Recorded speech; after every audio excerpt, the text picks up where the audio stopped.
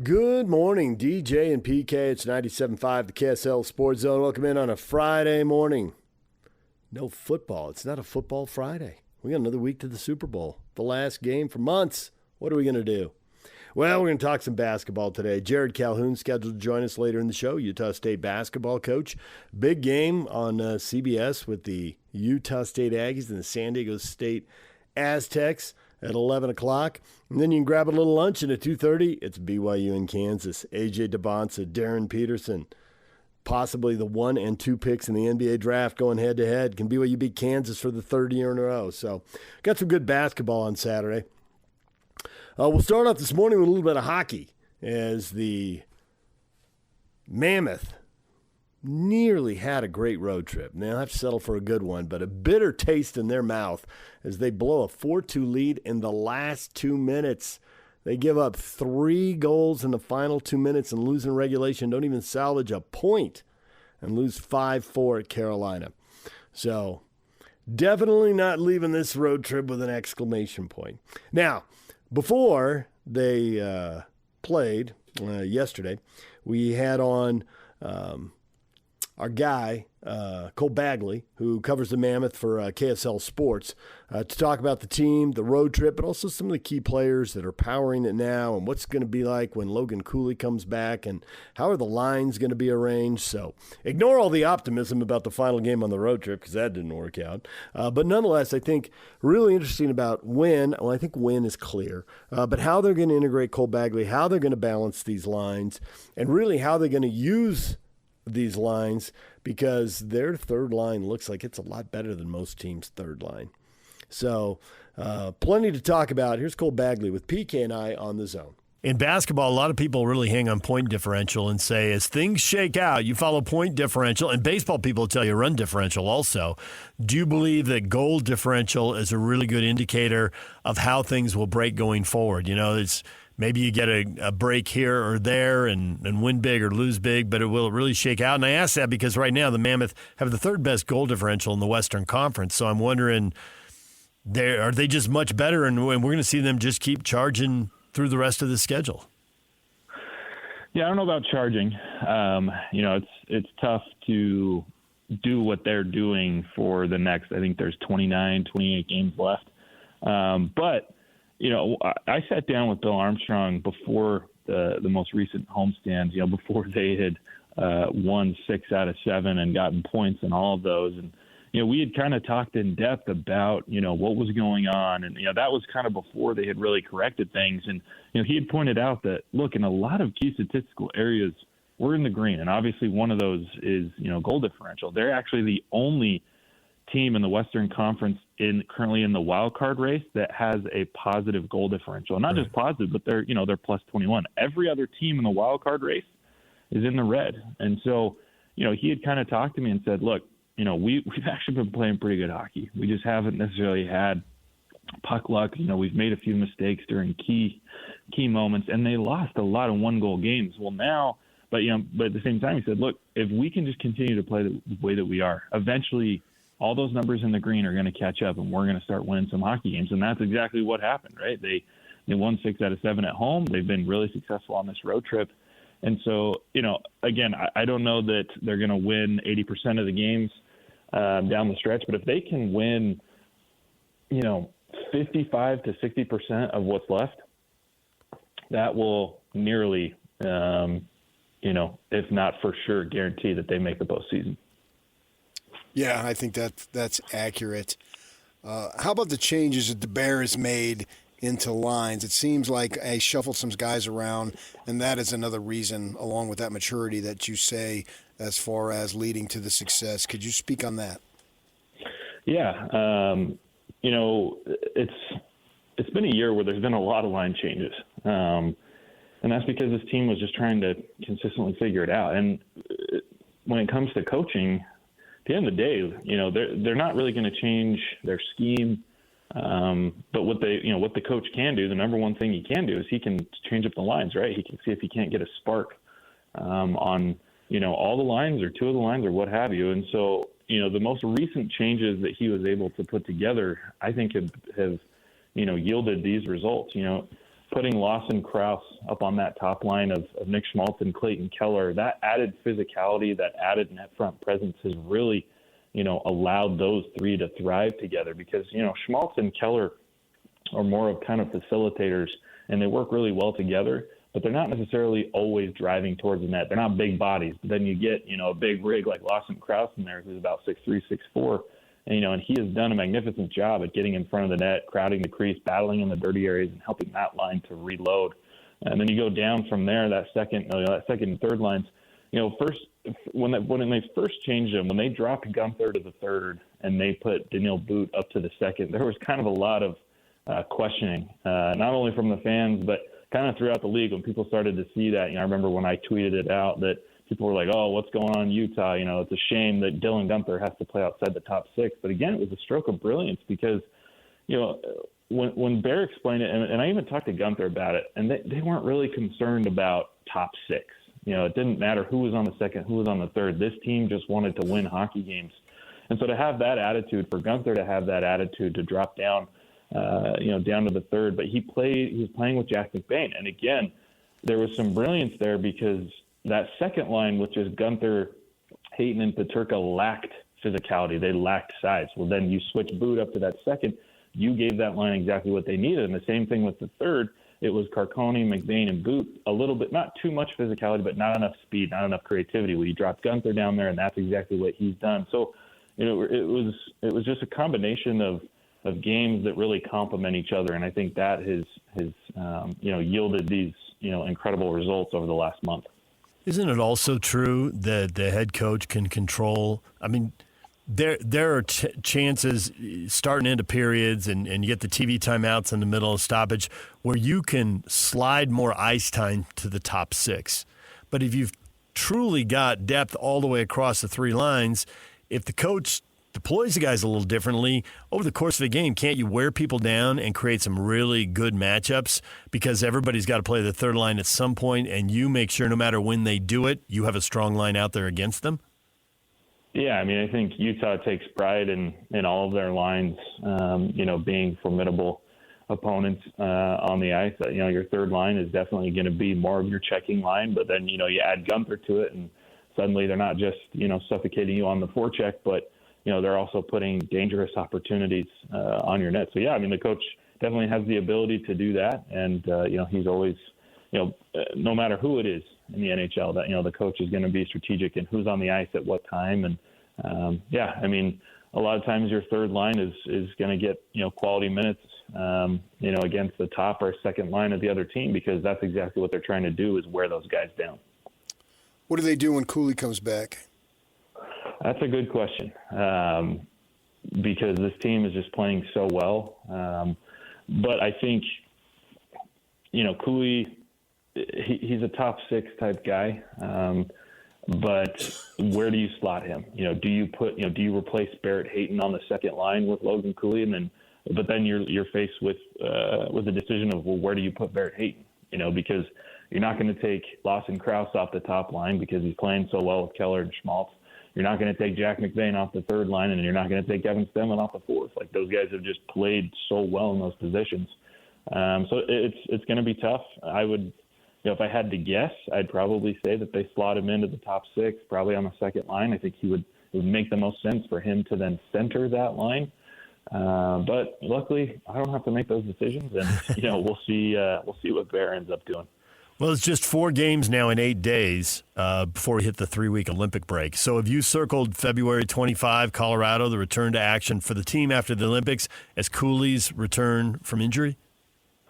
Yeah, I think at this point, there's really no reason to bring him back before the Olympics. Again, going back to that conversation I had with Bill Armstrong a couple of weeks ago, he kind of broadened Cooley's return table to, he said he could come back either before or after the Olympics. And I think the reason that he said that was, in case things weren't going, really the way that they had envisioned or hoped is, if you start to get into some trouble, if you start to kind of bleed points and you're not in the standings exactly where you want to be, yeah, you probably rush Cooley back a little bit early to try to help things out, to try to, right the ship. But the way that they've played, over the last month, and especially on this road trip, picking up four points. It's already a success. We'll see what happens tonight. But, in my mind, there's really no reason to bring him back until after the Olympic break because if you do that, you give him a full almost 12 weeks to get healthy. And, even though the NHL technically takes a 2.5-week break, the players that are not participating in the Olympics, they're only getting about a week off, and then the team will return and they'll do almost kind of like a mini little training camp. And so that to me is when it would make the most sense to bring Cooley back, to give him about a week and a half to reacclimate, to get with the guys, to go through some practices. But that doesn't mean that something else couldn't happen. It's the National Hockey League, and as Bill Armstrong has told me, in this league, it's to expect the unexpected. So we'll see. But like I said, I wouldn't anticipate that we see him until after the Olympics. We know Vejmelka's the guy on the back end. How comfortable are you with the depth there? In Vanacek? Yeah. It's been an interesting season for Vitek. I like that Utah only signed their backup to a 1-year deal because it was kind of a contract that goes, all right, we're going to give you a chance now, prove it to us. And, I don't know that it's necessarily gone the way that has put Vanacek in a position that that they're going to bring him back this next season. But, to his credit, he has been put, I think his record right now is 2-9-2. 3-9-2 with that win. 3-9-2. Gotcha. Yeah. 3-9-2. He lost 10 games in a row. But again, I don't know that. I'd say that only half of those or maybe 4 of those were really his fault. A lot of his appearances kind of fell on back-to-backs or, circled losses and nights where the team just kind of really let him down. But the other night you saw what he can be capable of, the way, if the defense in front of him is playing the way that they should. And to be honest, 2 of those goals against Florida were definitely on the defense as Ian Cole, gave up a turnover right in the low slot, and then Sean Dursey lost the puck near the net as well. So I don't know. It's tough. He hasn't obviously produced the way that you'd hope a backup would, but I don't know that it's completely and entirely his fault as he hasn't played much. And again, his appearances have fallen on just bad nights, off nights, back-to-backs. With that being said, if this team does make the postseason, I would anticipate that Vejmelka is going to play the vast majority, if not all of those games, once they enter the playoffs. His goals against average is 2.93, and his save percentage is about 88.5. Is that good enough for a backup? Where should a backup goaltender's numbers be for those areas? Yeah, usually you want to see him into like the 8-9s. That's going to give you a really good chance to rip off wins when you have to put your backup goaltender in. His save percentage isn't terrible, nor is his goals against, but it's the fact that, he's only won 3 out of, 16 games, 15 games. That's where it's tough, is he just hasn't fully stepped up in those moments where, you would hope that he's at least winning 50% of his games if he's going to play that few. Yeah. In that streak you talk about, though, they lost to Colorado. They lost in Denver. They lost 1-0 to certainly the best team in the West and arguably the best team in the league. Maybe they fattened up against a Western Conference that doesn't have as much depth. But either way, in a 2-0 shutout loss in Calgary, there were chances where he played well enough and they defended well enough to break the streak. But, this last win is the first time that he's played in a game where they scored 4 goals. Yeah, I mean, that's what I said. Like, I just don't think that I'd say half of those losses were probably on him and the other half just weren't. That 1 goal loss to Colorado, you couldn't have asked for anything more. He gave you every chance in that game, to win it. But if you can't score goals, it doesn't matter how good your goalie plays. If you can't put the puck in the back of the net, you're not going to win those. So, yeah, he's had good flashes. I do think he is a good goaltender, but he just hasn't really found his stride. And maybe this win against Florida will do that. That's his former team. He won a Stanley Cup with them a year ago, and a lot of the guys had commented that they really wanted to win that game for him. to help him get it done. And he was really happy the other night. So, sometimes all it takes is to get a win when you really need one, and then you can get into a stride. All right, there's Cole Bagley from late in the show yesterday. We'll take a break. When we come back, we get to the post-game show and dive into how it all went wrong for the Mammoth at Carolina. That's next. Stay with us. Good morning, DJ and PK. It's 97.5, the KSL Sports Zone. Well, the Utah Mammoth lose to Carolina in dramatic fashion. Really, just unreal. It's only happened 3 times in NHL history that a team has had a 2-goal lead with 2 minutes left and lost in regulation. Giving up 3 goals in those final 2 minutes. Happened 30 years ago, and before that you have to go back to like the 1930s. So it was a epic and historic collapse for the Mammoth. Let's get to the best of the postgame show. DJ and PK, the Utah Mammoth fell 5-4 to the Carolina Hurricanes on Thursday night in Raleigh to wrap up their road trip with a 2-2 record, but that's not what they're thinking about right now. They had a 4-2 lead with under 2 minutes left before the Hurricanes stormed back. It all started to go south with a double minor for high sticking on the Mammoth with 5:18 left to go in the third period. Utah up by a pair, but Carolina didn't score until over 3 minutes in to that 4-minute power play, and they got a 6-on-4 goal, made it 4-3. 32 seconds later, tied it up with a 6-on-5 goal, and then won it with just under 30 seconds left on a 5-on-5 goal after Utah took a 4-2 lead into the third period on a Michael Carcone goal, his 11th of the year, and Utah was in a good spot until that penalty. It was a contest that they fell behind early in, as Carolina, just over 3 minutes into the game, made it 1-0 off a Utah turnover. Mammoth killed a penalty early in the second and then started a stretch of 2 goals in 4 minutes and 14 seconds from Kailer Yamamoto to take the lead. Yamamoto rings it off the iron and scores! Kailer Yamamoto with a laser beam from the high slot, and we're tied at 1. So Kailer Yamamoto, who had a 3-point night to get the road trip started on Saturday as Utah beat the Predators 5-2, gets the scoring started for Utah there. On Saturday, he was filling in for a sick Lawson Krause. The last 2 games, filling in for Dylan Gunther as Utah's top goal scorer, out day-to-day with an injury. But he filled in for him admirably and got that first goal for Utah to tie it, and then he got the second goal for Utah 4 minutes and 14 seconds later. Sean Walker, now the Mammoth have numbers again. Pass across. DeSimone shoots. Rebound, they score! Knocked in by the Mammoth, and Yamamoto has a pair. Yamamoto, the 9th Utah skater to record a 2-goal night so far this season. Carolina got one back on the power play late in the second, but 19 seconds later, J.J. Peterka gave Utah the lead heading to the third. This is his second stint, third overall season. Whoa, there's a shot. The Mammoth get it right back. J.J. Peterka puts Utah back in front. Peterka makes it 3-2, 19 seconds after Carolina tied the game. So you knew with Carolina having the 4th best record in the NHL and a home record of 18-8-2 entering the contest on a night where you scored 3 goals off of tough mistakes by them, that the third period was going to be a challenge, but Utah'd get the first one. They forced another turnover, and that would be Michael Carcone's 11th to make it a 2-goal lead for Utah, their first 2-goal lead of the evening. This Carolina team, so dangerous offensively. Now they turn it over. McBain across, shoveled in, and they score. This time it's Carcone. Yamamoto created the turnover. McBain had the primary assist, setting up Michael Carcone's 11th goal of the year.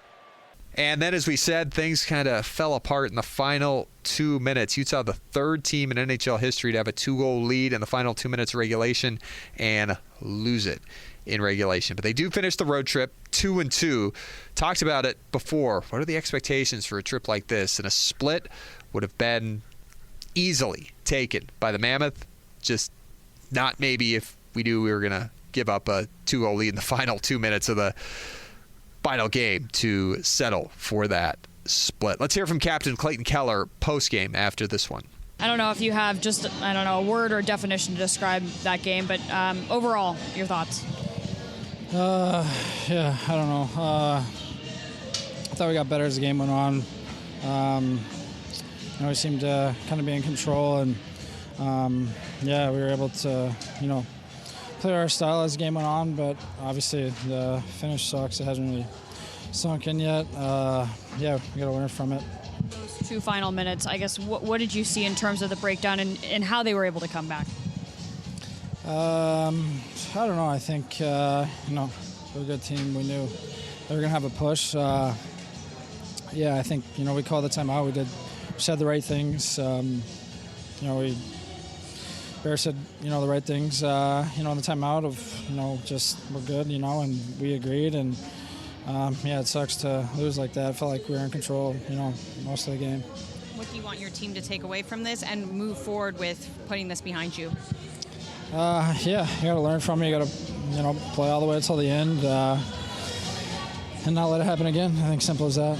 When it comes to dealing with pressure, though, throughout this game, when the team was battling well against Carolina's pressure, what were the elements that you guys liked out of your game? Yeah, I think, once we settled in, we were supporting the puck. We had bump back to speed. We had more communication as the game went on, and I think that's some things that we did good. How do you ensure that something like that doesn't happen again? Talk about it, watch the video. It's on all of us, and to take accountability for it, and we'll learn from it. We'll be better from it. Tough outcome, but Yamamoto has 3 points tonight. What does it say about his character and the way that he's carried himself this season and to come in tonight? Yeah, he's such a great player. He can play anywhere in the lineup. He's super smart. He's got a good hockey IQ, and that's something that you can't teach, and he has that. So he's a great player in our lineup. Like I said, he can do it all, and we're really lucky to have a guy like him. I know it's a tough road trip. You guys played some really tough teams, and it's not a consolation, but you still walk away 500. Is there anything you guys can take away from that going home? Yeah, for sure. I think 500 solid. It sucks, we lost tonight. But yeah, a couple more games before the break. So I think that's, like I said, we'll learn from it and look forward to, those next ones at home.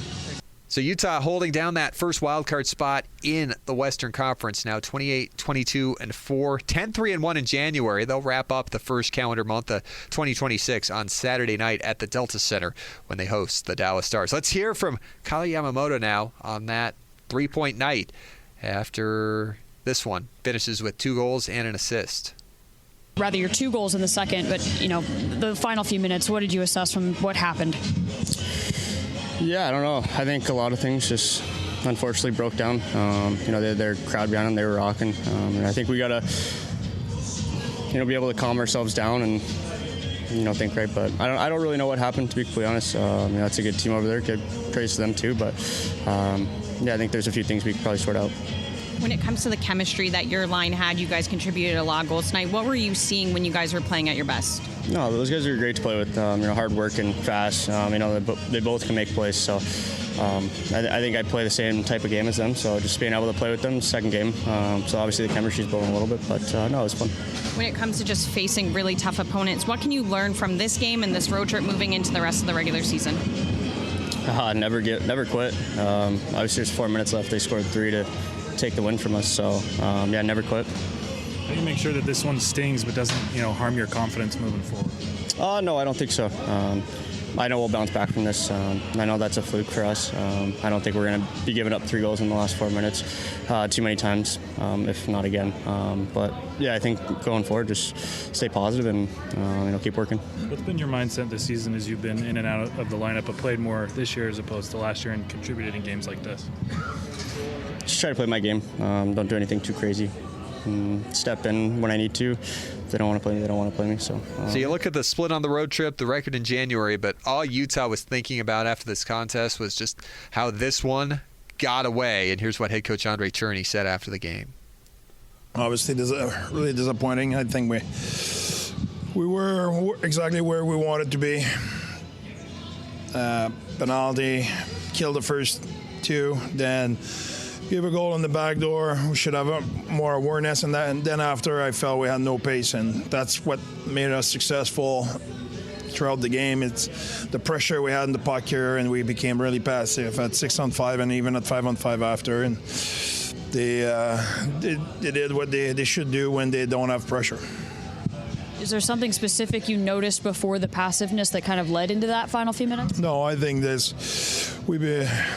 start with the PK, and for sure when they put it in and after we were too, it's what we always talk about being, you want to be patient, but you don't want to be passive, and we became passive, and we paid for it. The Carcone, Yamamoto, McBain line obviously contributed a lot tonight. The positive from them, what did you like out of their line? Yeah, they were good. They generate good offense. They were good throughout the game. Moving forward, what do you want your team to take from this going forward? Just what I said. If you stop having pace, you're screwed. And when it comes to facing tough teams on this road trip, how would you assess this group did over these 4 games? Doesn't matter. Matters we had the lead with 5 minutes to go by 2 goals and we lost the game, and we cannot accept that. What was your message during the timeout? Message was to stay calm. I felt we were on our heels. We're a good team, and we were playing well until then. So we had no reason to feel on our heels like that. How do you make sure it stings but doesn't fully harm your confidence? We'll figure that out. We'll let it sting for now, and we'll figure it out tomorrow. Mammoth will fly home today, take on the Dallas Stars tomorrow. They beat Dallas, who had the 3rd best record in the NHL, just over 2 weeks ago. 2-1 was the final in that game. They'll look for their 2nd win over Dallas this month. Coming up tomorrow at 7 o'clock, we'll be on the air at 6 p.m. right here on 97.5, the KSL Sports Zone with Hockey Night in Utah. And we're talking all about it on today's edition of Mammoth Daily. No doom and gloom on Mammoth Daily. We'll briefly hit on Carolina. We'll look ahead to Dallas. I'll give Mike a quiz on the road because Utah does not go back on the road again until March. How about that? Then our local hockey roundup will tell you who won the state championships in Utah high school hockey on Wednesday night, along with a look at Utah's version of the Beanpot tournament in college hockey. So Mammoth Daily, no doom and gloom there, wherever you get your podcasts, Apple, Spotify, Utah Mammoth YouTube page, Mammoth Plus, and SCG Plus. DJ and PK, have a good weekend. We'll talk to you on Monday. Well, the Mammoth are coming home. They'll have to lick their wounds after giving away a couple of points there in Carolina. Hopefully that doesn't come back to haunt them. And we'll see how they handle these final few games. I guess they'll have 3 home games now before the Olympic break, and they'll have 3 weeks off. We're going to take a break, and when we come back, we're going to switch gears and look ahead to BYU and Kansas with Matt Tait, who covers the Kansas Jayhawks, covered Jayhawk basketball for a long time, has an interesting perspective. He'll join us next for the little preview of the top 2 players in the country as far as NBA draft people think. A.J. Dybantsa, Darryn Peterson. You got to put Cam Boozer in there, but those guys have been identified as the top 3. At least 2 of the top 3, maybe the top 2. We'll see how it plays out. Going head-to-head this weekend. We will talk with Matt Tait about the big game Saturday afternoon next. DJ PK, we're joined now by Matt Tait, covering the Kansas Jayhawks for R1S1 Sports. It's BYU at Kansas Saturday afternoon, 2:30 on ESPN. Number 13 and number 14. And there's a decent chance that those are the top 2 picks in the NBA draft squaring off. Matt, good morning. Good morning. How are you guys? Good. I guess the question is, when I say the top 2 picks in the draft are going to square off, are they really going to square off? Is Peterson going to play? Because Darryn Peterson's played 10 of the 20 games. He's had a couple injuries. What are the odds this Saturday? Yeah, very, very high. He rolled his ankle against Colorado 2 games ago. Finished that game though after he rolled it and looked okay, and then they played at K-State after that a few days later.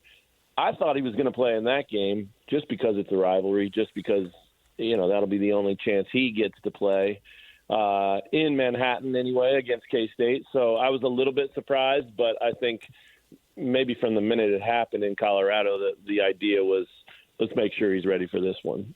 Number 1, KU needs him to have a chance to beat BYU. Number 2, they probably knew then that College Game Day was coming, and ESPN needs them to have a chance to have the ratings that they could have with that matchup. And number 3, the rest of the college basketball world, those of us who cover it, fans who watch it, everybody else deserves it. So I think it was probably sort of pointed to from the very beginning after he rolled that thing. Like, we can sit him one game. Let's give him the full rest. Let's get him to 100% so he's ready for that one. Well, they've had some success with him, obviously, and they've had some success without him. But what should we be looking for? Because Bill Self that said he's not a doctor, but he does expect him to play. He's thinking that he's going to play. So with that in mind, when we turn on that television, what should we be aware of when we watch this young man play? Just as far as his game goes? Yeah. Yeah, I mean, the biggest thing that stands out to me is you know, you hear about a guy who's going to be the number 1 pick in the draft or number 2, whatever it is. And you hear about a guy who can score, and you hear about a guy who, you know, has the all-around game and all the comparisons that he's drawn to past, you know, freshmen, to past high school seniors, whatever. But then you watch him, and he's just about basketball, man. I mean, he doesn't hog the ball. He doesn't hunt shots. He doesn't have to be the focal point. He is a basketball player through and through. And so it's possible that it could surprise you some because he's not afraid to defer. He's not afraid to let his team play ball and run and be a part of that rather than being the whole show. And that's true to who he is. That's true to his character. That's true to his personality. He's really, really good with the ball in his hands, and he's really, really good at scoring. But he's also really, really smart, and he understands the game. And as much as he would love to put up 40, 50 points any night, he's the kind of guy that just wants to win. And whatever that means, sometimes he knows that means he's got to take shots and force the issue and be aggressive. Sometimes he thinks, you know, let me get my teammates involved. Sometimes he thinks, let me be a decoy and let them cook, and I'll just kind of hang out and draw some attention over here. So I think that, you know, while that's not one thing, I think it's something that people might be a little bit surprised about it, because you kind of do think of a guy with his pedigree and his hype as a guy who you're going to turn on the television and you might see him shoot 30 times. He might, but he doesn't have to do that. And you know, again, that's true to his personality. I've been doing this a long time, 25, 30 years, and covered a lot of one-and-dones and big-time players that came through KU, obviously, and the whole bit. And I don't remember as down-to-earth, humble, just team player, quality young man quite like I've seen this guy, at least not from the one-and-dones. You know, there have been some really good guys that have come from Kansas and spent 3-4 years here and fan favorites and all that stuff. But this guy, man, I've been really impressed. He does not let the hype get to his head. He is not about look at me, look at me, look at me. He's just a ball player. And if he could play basketball 24 hours a day and didn't have to sleep, I think he'd do it. Mm-hmm. How do teams try to defend him? Obviously, he's an awesome talent, or we wouldn't be talking about, you know, getting picked 1, 2, 3 in the draft. Do they try to deal with him man up? Do they zone? What do they do? Seen a little bit of everything. You know, if you've got a guy, and Baylor did, if you've got a guy that you think you can confidently put on him, you know, teams have not been afraid to try to let that guy win that matchup. But there's been a lot of crowding. There's been a lot of, you know, jumping ball screens and doubling him off of that. Just as much as anything, just trying to make him give the ball up, right? And so he's comfortable with all of it. I don't see him get rattled really ever. And again, to your point, we've only seen him play 10 games. So, and even in some of those 10, he only played a half or just over a half, you know, so it's not a huge sample size that we've seen, but I think we've seen enough to know that whatever teams try against him, he's willing to sort of dissect it and make the right, again, the basketball play, right? He doesn't panic. He doesn't force things. He doesn't get out of character. He just, you know, if they're going to jump him on a ball screen and send 2 to him and crowd him and try to push him up the floor, well, he's going to look over the defense and realize that means somebody else is open and get the ball to where it needs to go quickly so they can get a bucket. So, doesn't mean it always works. Doesn't mean he's perfect or flawless or anything like that. I mean, he's got turnovers. He's forced shots. He's done, you know, things that all basketball players do. But I haven't seen just one approach to trying to defend him. If there is one, though, that I think you see most often, I do think it's that idea of crowding him, and trying to make him give it up. Well, he's a sensational freshman. They got another freshman, a couple other freshmen, I should say, who play, a couple sophomores. The thing that I like is a couple of senior guards in White and Council. I believe they're both seniors.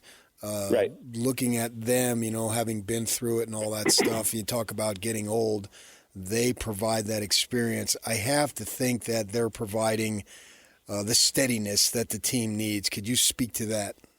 There's no doubt about it. And a lot of that comes from when Darryn hasn't played. I mean, when he was out, especially early in the season, when he was dealing with his cramps and his hamstrings, or hamstring, I guess, those guys had to step up. And I think that they being the Kansas basketball program and Bill Self specifically, I mean, they always kind of view that as long as we can get Darryn back, this could be a good thing, because it forces those guys to assert themselves. It forces them to play a role that could be beneficial when they plug Darryn back into the lineup. And we've seen the good and the bad of that. I mean, it took him, he started the first 6 games of conference play, and that was obviously a really good stretch after he missed so many in the non-conference. So, it was great to see them get him back, but it was also, there was a learning curve there. They've looked really good with him, and then early on, there were times where they looked like they didn't know how to play with him. And I think that's natural. I think that's, any team would probably fall into that when you're adding a guy, especially a guy that talented. Guys have a tendency to throw him the ball and then stand around and watch. And it doesn't show up quite as much anymore. I think they've figured out, how they fit around him and how he fits with them and how it all clicks.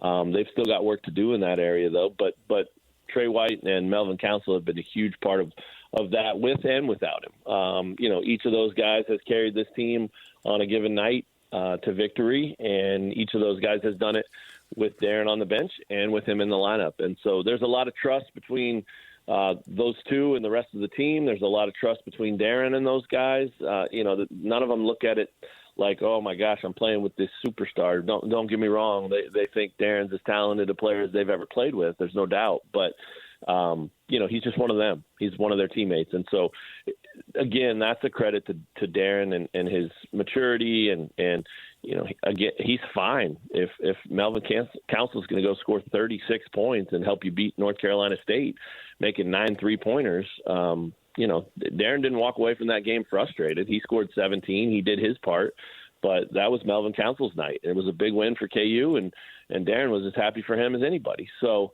I think that the time they spent without him really allowed Council and Trey White to figure out their importance and figure out what they need to be for this team. And then now that they've kind of had some time to play together, they all fit together pretty nicely.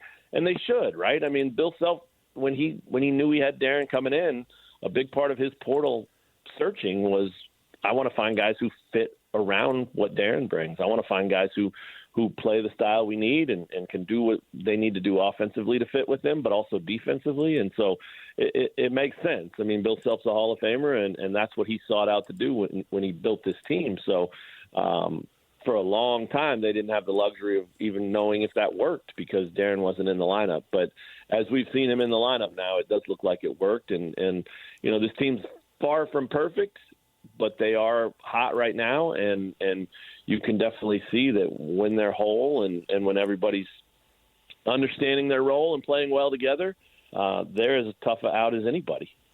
Matt Tait covers the Kansas Jayhawks for R1S1 Sports. He's joining us here to look ahead to Saturday afternoon's game at Kansas. And I'm curious because BYU has beaten Kansas the last couple of years. There is a time, not that long ago, when there'd be some seniors saying, we owe them. They beat us last year. But in this era, there's 2 freshmen playing big roles who obviously don't have any history. You got Council's on his 3rd team in 3 years. White's on his 4th team in 4 years. Is all that stuff just for the fans, and can they wind the team up, or it just doesn't matter? Yeah, it's funny you say that because the K-State game last weekend in Manhattan was it's KU K-State. It's an in-state rivalry. It's big. K-State had beaten KU over there 3 in a row, and with inferior teams, and that's part of the beauty of college basketball, right? Those fans get up for that, those players get up for that, and K-State's had some success recently, but KU got them the other day, and in the post game, Coach Self talked about how, look, I get it. We try to preach to these guys that this rivalry matters, but it's really hard for it to matter to them when they haven't ever experienced it before. They're not from Kansas. They may never play in it again. The seniors certainly won't, right? And so, obviously they preach it and they want their players to understand it, but it's different when what you just said, 3-4 year seniors and juniors that have gone through it and been on that ride over their careers. But Self pointed out, to heck with the players. I'm the one that's got to live here. It matters to me. And so I made sure to tell them that if it matters to me, it damn sure better matter to you. And so that's sort of the new era way of doing that, right? It's not a personal thing to the players anymore because they don't have experience in it, but they can make it personal because it's personal to their coach, and obviously you want to make your coach happy whenever you can, right? So I thought that was really clever, and I don't think it was a gimmick or a shtick by any means. I think that's very much how Self views it and how he feels about it, and so this will be the same sort of thing. It's not the same kind of rivalry as an in-state rivalry that you've been playing for 100 years or anything like that. But Self remembers going out there last year and getting rocked. That game was ridiculous, right? 91-57 or something. It was not a good stretch. Not a lot of these guys were on that team. A couple were, but Bill was, and it was embarrassing for him. And so he's going to preach that, I'm sure, and has throughout the week. They've been off all week, so I'm sure he's reminded them that, we're Kansas. We don't get beat like that, and so this is personal to me, so let's find a way to get them back. And whether it works or not, maybe it works sometimes, maybe it doesn't other times, maybe it works every time. I don't know, but it's definitely the new way of doing it. And I was looking at BYU's roster before you called. I don't think there's very, very many guys on that team that were there last year either, right? I mean, maybe a couple, but it goes both ways, doesn't it? Yeah, what do you got, Saunders and Keita? Right, right, yep. And obviously Saunders was a big part of it. I mean, he had a great game, and they have a ton of respect for what he can do and how talented he is. So, he'll be the focal point in that regard, but obviously no one's going to be more of a spark and a spotlight on him than AJ. Well, Matt, we're looking forward to the game. Thanks for coming on and giving us a little bit of a preview here and getting us ready for it. We appreciate it. Yeah, sounds good. It should be a lot of fun. My number one thing for this game is I want them both healthy. I think they are. And I want the officials to not call a single foul on either guy, because let's let them play as many minutes as they both can. I hate that. This is what we need to see. We don't need either guy going to the bench with 2 fouls, 14 minutes mark of the first half. I hate that. Let's just swallow the whistles. The ESPN would love it. We would love it. The players would love it. It has to happen. So hopefully those guys can get a good whistle and put on a heck of a show, because they've done it. As you guys know, I mean, their matchups in high school were electric, and they're both capable of going for 40+. And I'm in, man. I think Allen Fieldhouse would be full if it was a one-on-one game, and it was Kansas against BYU, but it was just the two playing full court one-on-one. I think they would still love it. So it should be a lot of fun. I'm looking forward to it, and it's a shame they don't play twice this year. That's for sure. Yep. Thanks, Matt. All right, guys. Thank you. Take care. All right, there's Matt Tait. When we come back, what is trending? The headlines are next. It's time to get your morning started with the news you need to know. News update. This is what's trending with DJ and PK. Hashtag Utah Jazz. Everybody on this team is competitive, and we want to win at the end of the day, so whatever it takes. And, we trust in our ability and what we can do on the floor, on offense and defense, and, we just trust the work and, play with no fear. That's Keontae George on the need to be confident. I'm confident they can win tonight, PK. Here come the Brooklyn Nets with all 12 wins. What kind of a lineup will they roll out and ruin my confidence? Well, who's available? Who they sitting? TBD. Didn't it come out yesterday? Our guy Jaeger Dielman set out last night. Yeah, he did. That's true. In Denver, they're playing back-to-back. They played well in that game. The Nuggets took control at the end there. Watered-down Nuggets team. But, I thought I saw that some guys were out, man. So it's fitty-fitty. There it is. Toss-up Central, eh? What are you, Canadian? Toss-up Central. Eh? Eh? Eh? The heck? We were playing golf with some people in Palm Springs last week. A couple elderly ladies. My wife said there's a lot of Canadians down there. She said, and this is a true story, and I'm just going to point this out, and that's all I'm going to say. And she said, "Are you from Canada?" She said, "I wish." Where are you from? Minnesota.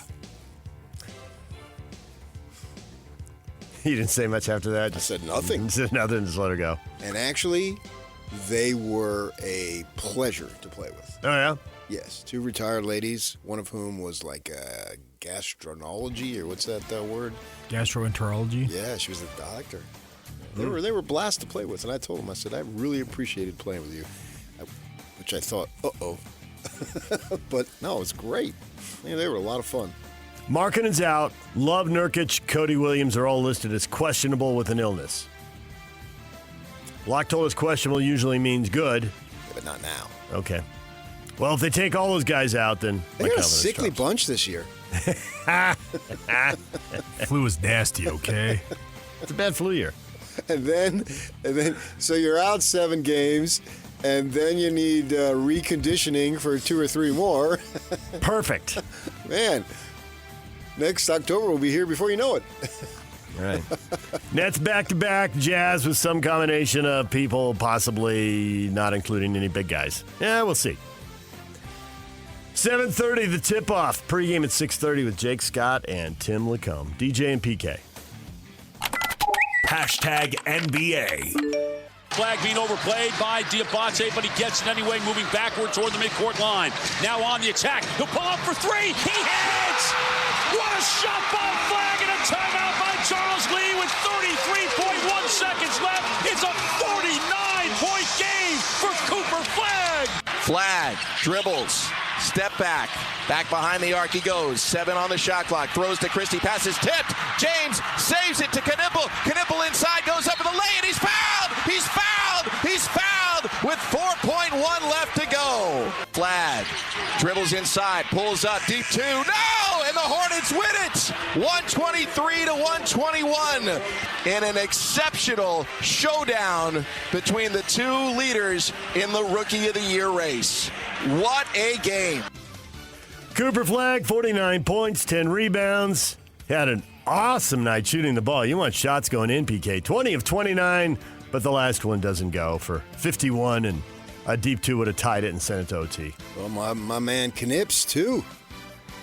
Knipple. Yes, Knipple with 34 points, 4 boards and 3 assists and a steal. 8 of 12 from 3? Yep. And what were they, the number 1 and number 4 picks? Right? Correct. Yeah. Charlotte's gone now. Don't worry about them. As long as they stay healthy. Yeah, they're 21 wins. They've got something. They're 6 wins. Knipple has just been awesome. Yep. And obviously Flag is what he was advertised, and last night he was better than advertised. I understand that, but play that funky music, white boys. Those guys, man. Good for them. Good for their teams. Especially good for Charlotte. Because that was kind of a gutsy pick. Flag was a no-brainer. We all understand that. Everybody would have done that. Yeah. But I think it was at least somewhat relative surprise a little bit that Knipple went that high. Yep. But he's justifying it through and through. The gold standard for shooters is 40, 50, 90, and he's shooting 43% from 3, so he's over the 40. He's at 48.5, not 50. Well, he's a guard, though, so and that's plenty good. 90% on the button. So, yeah, to your point, it's not the 40, 50, 90 line, but it's plenty. He's a rocker. Yeah. 19 points a game, he's killing it. That's what I talk about these leagues, man. They just get infusion of talent, and they just keep rolling. And then I'm sure the folks back there, we don't get to see Charlotte very much. We'll see Dallas more, obviously, more in the west, southwest. But back there, they got to be excited about this youngster. Yeah, they were pretty far down. It was depressing times there. Yeah, for 15 years. Well, you said Southwest. I thought you were talking about Dallas. Oh, no. Dallas because of the move and flag. Talking about Charlotte. Oh, Charlotte's just been Charlotte's got the longest streak of missing the playoffs in the NBA by a wide margin. I mean, Dallas was just in the finals a couple years back. So, but they got way down and they got really pissed off after the trade. So that's 5 straight wins for Charlotte now. So nice stretch here. They've been playing some 500 ball for about a month before that. So it's a good run for them right now. Yeah. 49 points is the NBA record for most points scored by a teenager in a single game. I had no idea there was that record. Well, yeah, that's just a little misleading. How many teenagers have there been, right? Yeah, there used to be teenagers that just came into the league out of high school. This guy's got a year. Yeah. Although he did reclassify. He did. Should still his brother, his twin brother, is a freshman over there from Maine, where they're from. So I mean, he's way young. He didn't turn 19 until December. He's like me. I didn't turn 18 until I had a college semester done. I wonder why I am the way I am. It did hurt you in sports, to be sure. Hurt me in life. I've been crushed ever since. You've excelled in life. Battling from behind at all times. Denver Nuggets announced they'll reevaluate Aaron Gordon in 4 to 6 weeks as he works to recover from a hamstring he injured last week in Milwaukee. He's already missed 19 games this year. And Lakers center Jackson Hayes and Spurs rookie Carter Bryant have accepted invitations to participate in the dunk contest at the NBA All-Star Weekend in L.A. Well, I know who Hayes is because he's from the Lakers, and I have no idea who Carter Bryant is. Yeah. I had to look it up. DJ and PK. Hashtag college basketball. Local college teams spreading their games out for us tomorrow, so you can watch them all if you want. Starts at 11 a.m. Utah State at San Diego State. CBS pregame at 10:30. Scotty G on the call. I thought it was in Logan tomorrow. I thought it was in San Diego. Maybe you're right. So they're going to play at 10 a.m.? That doesn't make sense. You ought to be in Logan. I hadn't thought that all the way through. It's in Logan. It's in Logan. Yeah, get up there to the Spectrum. There's no way you're going to start at 10 a.m. I'm in a game in California. The BYU Cougars are at Kansas at 2:30 on ESPN. Darryn Peterson expected to play. He's played half their games. Expected to be a top 3 pick in the NBA draft. And the Utes at Oklahoma State at the Huntsman Center, 4 o'clock on ESPN+. So all spread out. Very, very little overlap there. Maybe a little bit with the last 10 minutes of the BYU game and the start of the Ute game. But other than that, you can watch them all. How confident are you, PK? You feeling it? Or it's just all question marks at this point? College hoop, 40 minutes. Shots go in, shots don't. Well, what I want to see is the Cougs actually play well for 40 minutes. Ooh, how about a good start out of the Cougs? Yeah. How about 5 or 10 good minutes and not dig a big hole early on? This is a toss-up game, obviously, to me. I mean, 2 good teams going at it, 2 teams that are capable of doing some good things in the NCAA tournament. It's a fun game as a fan of college hoop and a fan of BYU, just to watch the game and to see what happens. And then you got 2. How many times do you know that you're going to get a matchup between 2 guys that are going to go in the top 5? Very rarely. Yeah. Look forward to it when you get it. Yeah, obviously. DJ PK. Hashtag NFL. Fast and violent, man. Play in and play out. We're going to play with speed. We're going to play confident. We're going to have some swag. Talk a little... But I want them to show who they are, play in and play out. And like I said, the one thing that you'll notice is the speed at which we play and the violence at which we do it. That's the Titans' new coach, Robert Salah there, former Jets coach. Yeah, I know, right? I'll say the same thing. I don't know, man. This franchise has sucked for a while. We sucked last year. That's why I got the job. We'll just see what we can do. I'd like him to come out and say, well, I already coached for the 32nd best organization in the NFL, and we'll see with the Titans. This might be number 31 right here. Yeah. These people fired Vrabel. They'll fire me. But you got to be macho in this sport. And it worked for Campbell when he took over the Lions. And so why not follow it? I'm a tough guy. That type of thing. It's football, man's sport, blah, and blah, blah. He's coming from the defensive side of the ball, so. Yeah, our hands are going to be in the dirt. We're putting hat on hat. I mean, we're going to be so physical. We're going to play the game the way you like. I mean, we're going to do some things. Yeah, family on 3. Packers quarterback coach Sean Mannion is going to the Eagles to become their new offensive coordinator. Played 9 years in the NFL. He's been an assistant in Green Bay for 2 years. You remember him in college, don't you? For sure. Oregon State. Him and Brandon Cooks. Yep. 33 years old.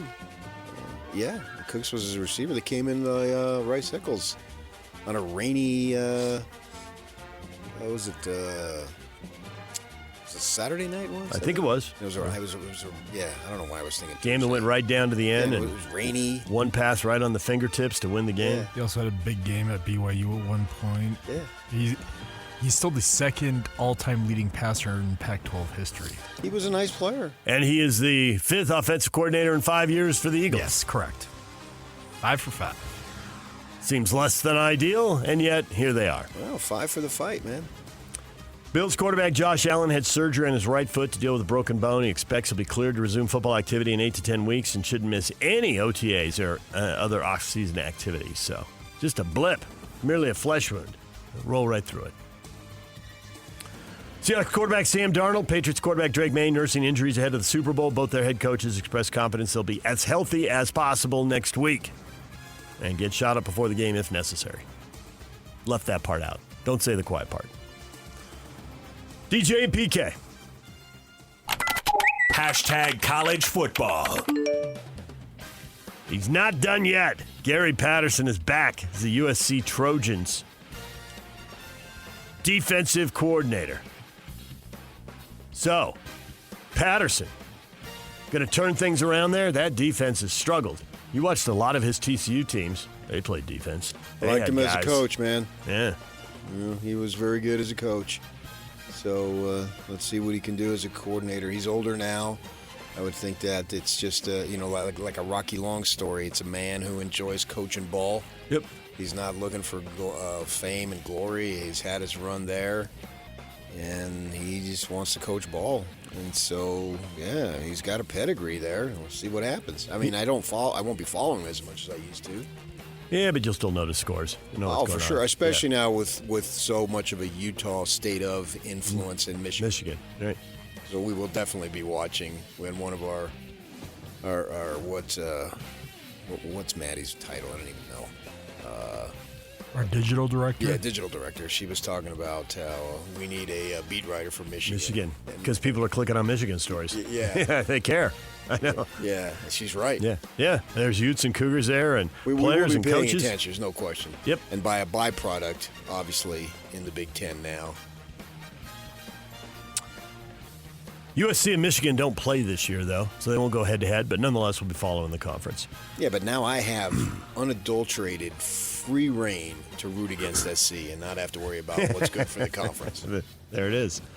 He was asked about being a coordinator because it's been 20-something years as a head coach or out of the sport. And he says, I love it, to be honest with you. One of the good parts about being a coordinator, anything I really don't want to answer, I'm just going to say, that's Coach Riley's question. Nice. Played that for a little bit of a laugh. And he he is a little glib. I used to talk to him off to the side at Mountain West Media Days. I think he recognized my ugly face coming each year and all that. And he'd give you some stuff. He was willing to converse with you, that type of thing. So, yeah, I'm a fan.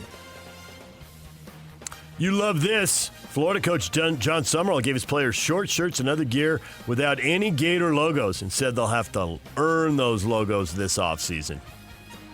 Bronco Mendenhall, part 2. Huh? Gotta earn it. Gotta earn the logo. We ain't earned it yet. We haven't earned a damn thing. All we've got is our name. To wear the Florida Gator logo, to wear the Gators across your helmet, to wear the Gator head, you gotta earn it.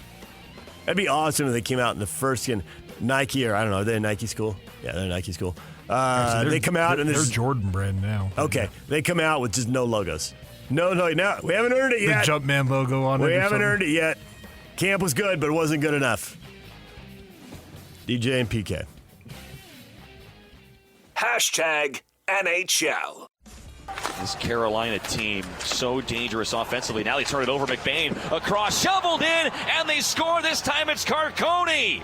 Yamamoto created the turnover. McBain had the primary assist, setting up Michael Carcone's 11th goal of the year. And it's 4-2. Empty net once again here for Carolina. Bussy to the bench. It's 6-on-5. Up top, Gostisbehere scores! Tied at 4. Up top, and then to the far wing, Chatfield shot. Tips in, they score! Unbelievable! Jordan Stahl tips it in with 29 seconds left in the third, and things have melted all the way down for the Mammoth. The Utah Mammoth were up 4-2 with 2 minutes to go. They gave up not 1, not 2, but 3 goals, a complete collapse in the final 2 minutes. They don't even salvage a point. They get nothing. That's got to be the worst loss they've had. Yes. Well before they even got here. I mean, I'm watching the game thinking, sweet. Uh-oh. And then, man, wow. I mean, how does that happen, yeah. right? 2 goals in 58 minutes, and then you give up 3 in the last 2.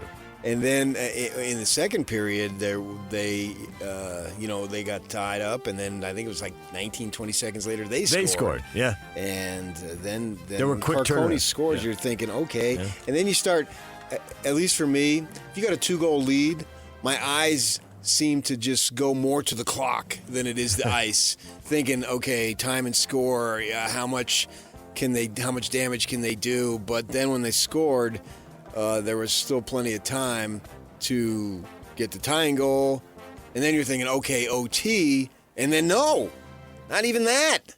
Stunning. I get it.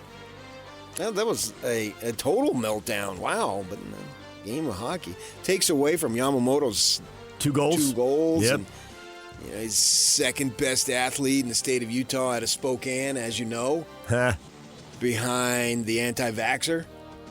And a loss.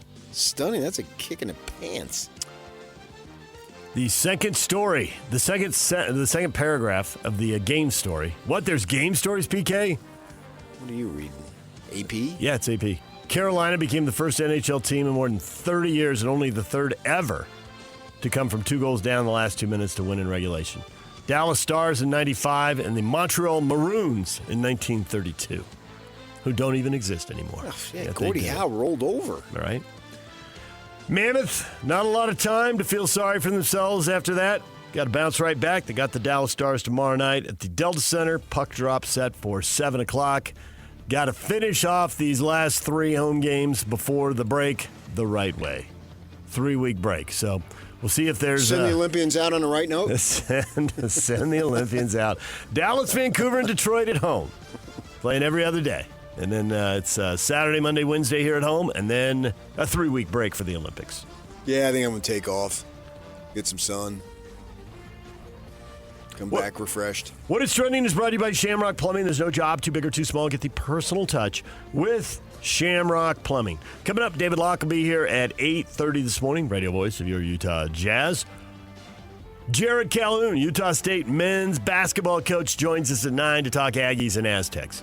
And Pablo Mastroeni, RSL head coach, at 9:30. 5 new players coming in for RSL. He'll tell us about the new guys. DJ and PK, it's 97.5, the KSL Sports Zone. Whirls around and down. 97.5, the KSL Sports Zone is your exclusive home of the Utah Jazz. And we want to send you to the Delta Center to see the Jazz in action. Listen every Tuesday for the Jazz Ticket Tuesday Sounder at 30 past the hour, every hour, all day long. And if you're caller number 12, you'll be on your way to an upcoming game. Buy one, you'll get one free. It's Jazz Ticket Tuesday, every Tuesday throughout the NBA season on your radio home for the Utah Jazz. 97.5, the KSL Sports Zone. Join the Zone and JJ and Alex at the Boat Show Friday from 3 to 6 at the Mount America Expo Center in Sandy. This is your opportunity to shop, compare, and buy the boat of your dreams. See you Friday for the biggest event of the year for boating enthusiasts. Question of the morning. With the game between 2 ranked teams looming, A.J. Dybantsa versus Darryn Peterson. Number 13 BYU and number 14 Kansas. Are you fired up for this or what? Super fired up, Aaron says, and super interested to see what you two will nitpick about the Cougars. You two are awful hard on them. Winking emoji. Well, much is given, much is expected. You darn well better believe I'm hard on them. Sweet 16, Elite 8, and Final Four aren't going to win them themselves. I hold them to the highest standards. There's a mountain to climb. And I take no joy in slacking off. No, they must be held. When you're rolling out that kind of money, yes. These guys are getting paid now, man. Making a lot of money. They are. Yes, they are. I just wonder if there was as many zeros in lot when you say a lot of money as there are in the end of some of these paychecks. I wouldn't have any idea. You'd be able to answer that better. Your paychecks have been way bigger than mine. 6 for years. zeros in some of these paychecks for college basketball Kevin Young's players. making a lot You of saved money. the school $600,000. Yeah, that's 600,000. just 5 zeros. Now we're talking 6 zeros. It's a new era. Paycheck is why I live in Utah. Right. Well, I came to Utah just for the joy of being within the state boundaries. To finally say my goal, my life goal of being a Utahan. You simply came here for the money. Yep. I've lived in Utah too long. I don't know what to tell you. I haven't lived here long enough. We both came here to irritate the people of Sandy. Not necessarily of Draper, Cottonwood Heights. Each night I pray South that I Jordan, could have another 10 years. Midvale, but Sandy. Tonight, you have to settle for BYU. Yak, you ranged out of there's a whole line of money references. You ranged into another, you got into another line, another page. I've never settled for BYU. I have been overjoyed and extremely grateful to have the opportunity to cover them and to be on their campus at any chance I get. Yak, do you date these when they go in the system? Like, can you look up and say, tonight you have to settle for BYU? Is that from like the 4-9 football season? I do not have 2017? That, no. It's an old one. So I'm excited for the Cougars to take the floor tomorrow, and I hope for myself and my personal well-being that I will be rising and shouting. Ha! That'd be good. We're pretty good at watching games and not saying anything. To sit there and have something in the game that makes you shout, that means something exciting happened. And something I crazy. want to just go something rah, weird. rah, rah, rah, rah, rah, rah, rah, rah, rah, rah, rah, rah, rah, rah. I didn't know where you were going at first. I'm a little ashamed. Go I should have figured that out. Cougars. There it is. Get some of that and make Aaron a little happier, will you? Aaron, the guy who says we worked awfully hard on them. Oh. Matthew says, I'm as fired up for this as I've ever been for a matchup between these two teams. I can't wait to see what A.J. Dybantsa brings to the table. Yeah, he's 6 of 24 last game. Those things happen. It's basketball, man. The best hitter in the game is going to go 0 for 4 with 3 strikeouts. You know it's coming. Whoop-de-doo. It will happen. It will happen again. But now what do you do to bounce back? And this is I haven't mapped out or doped out the college basketball schedule. It's not like football where every Saturday is huge because there's obviously way more games. They play midweek.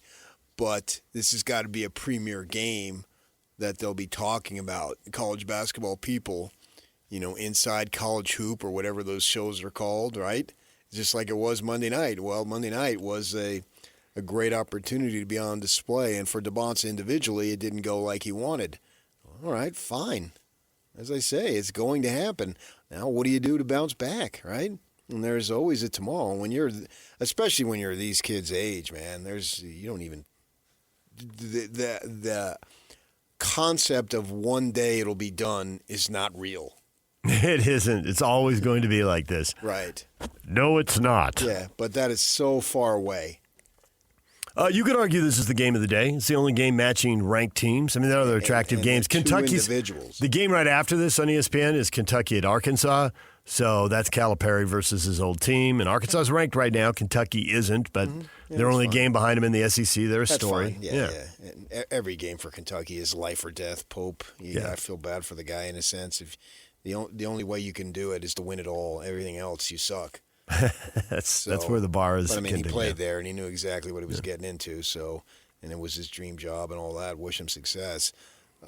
But for here, have these top 2 kids, and now it's been this way for a bit. Kids coming into the college game, they the extreme top of the elite level get so much hype. You know, yeah, especially know about these kids. Yeah. Dybantsa, it was over a year ago now that he was doing his thing on ESPN announcing his decision, and BYU's off the grid. If he chooses Kansas, Carolina, Kentucky, okay, great. But BYU, so that added extra attention, and he's a kid who's willing to take the path less traveled. Right, and so with that in mind, I think you got to. I guess if you're a Ute fan, you want him to fail, Utah State, whatever. I understand all that, but and I know it's the money. I get it. He's going to get the money, but he's going to get the money anywhere. He still took the path less traveled, and so that's a story unto itself. And now you're on TV here playing against a kid who people think is better than you. That ought to fire you up a little bit, and. You have had two team chances on against a ranked team, and you're 0 for 2 there. You can bludgeon Utah all you want, but the Utes are not at that level right now, and so it's nice to do that and score 43 points, and it's a great day, blah, blah, blah. But Utah is not your barometer. It's not your measuring stick. And so what are you going to do now? Because you're going to have to get some of these wins against ranked teams. You're going to have to. You cannot go the whole season and you play these ranked teams and lose. I just can't see that. They're 1-3, and they got 5 ranked teams to go in the regular season. Who knows what they'll get in the conference tournament? Right. They'll probably get at least 1, if not 2. And you want, as we roll into Selection Sunday, you want Clemson. It's a very good win. Neutral floor, though. You want Clemson to be 4th, 5th best win? Ideally, yeah. Yeah. That would be great. That means you won a bunch of these games down the stretch. Right. And so that's what they're shooting for. And it's very possible, but you got to get them. And now's the time.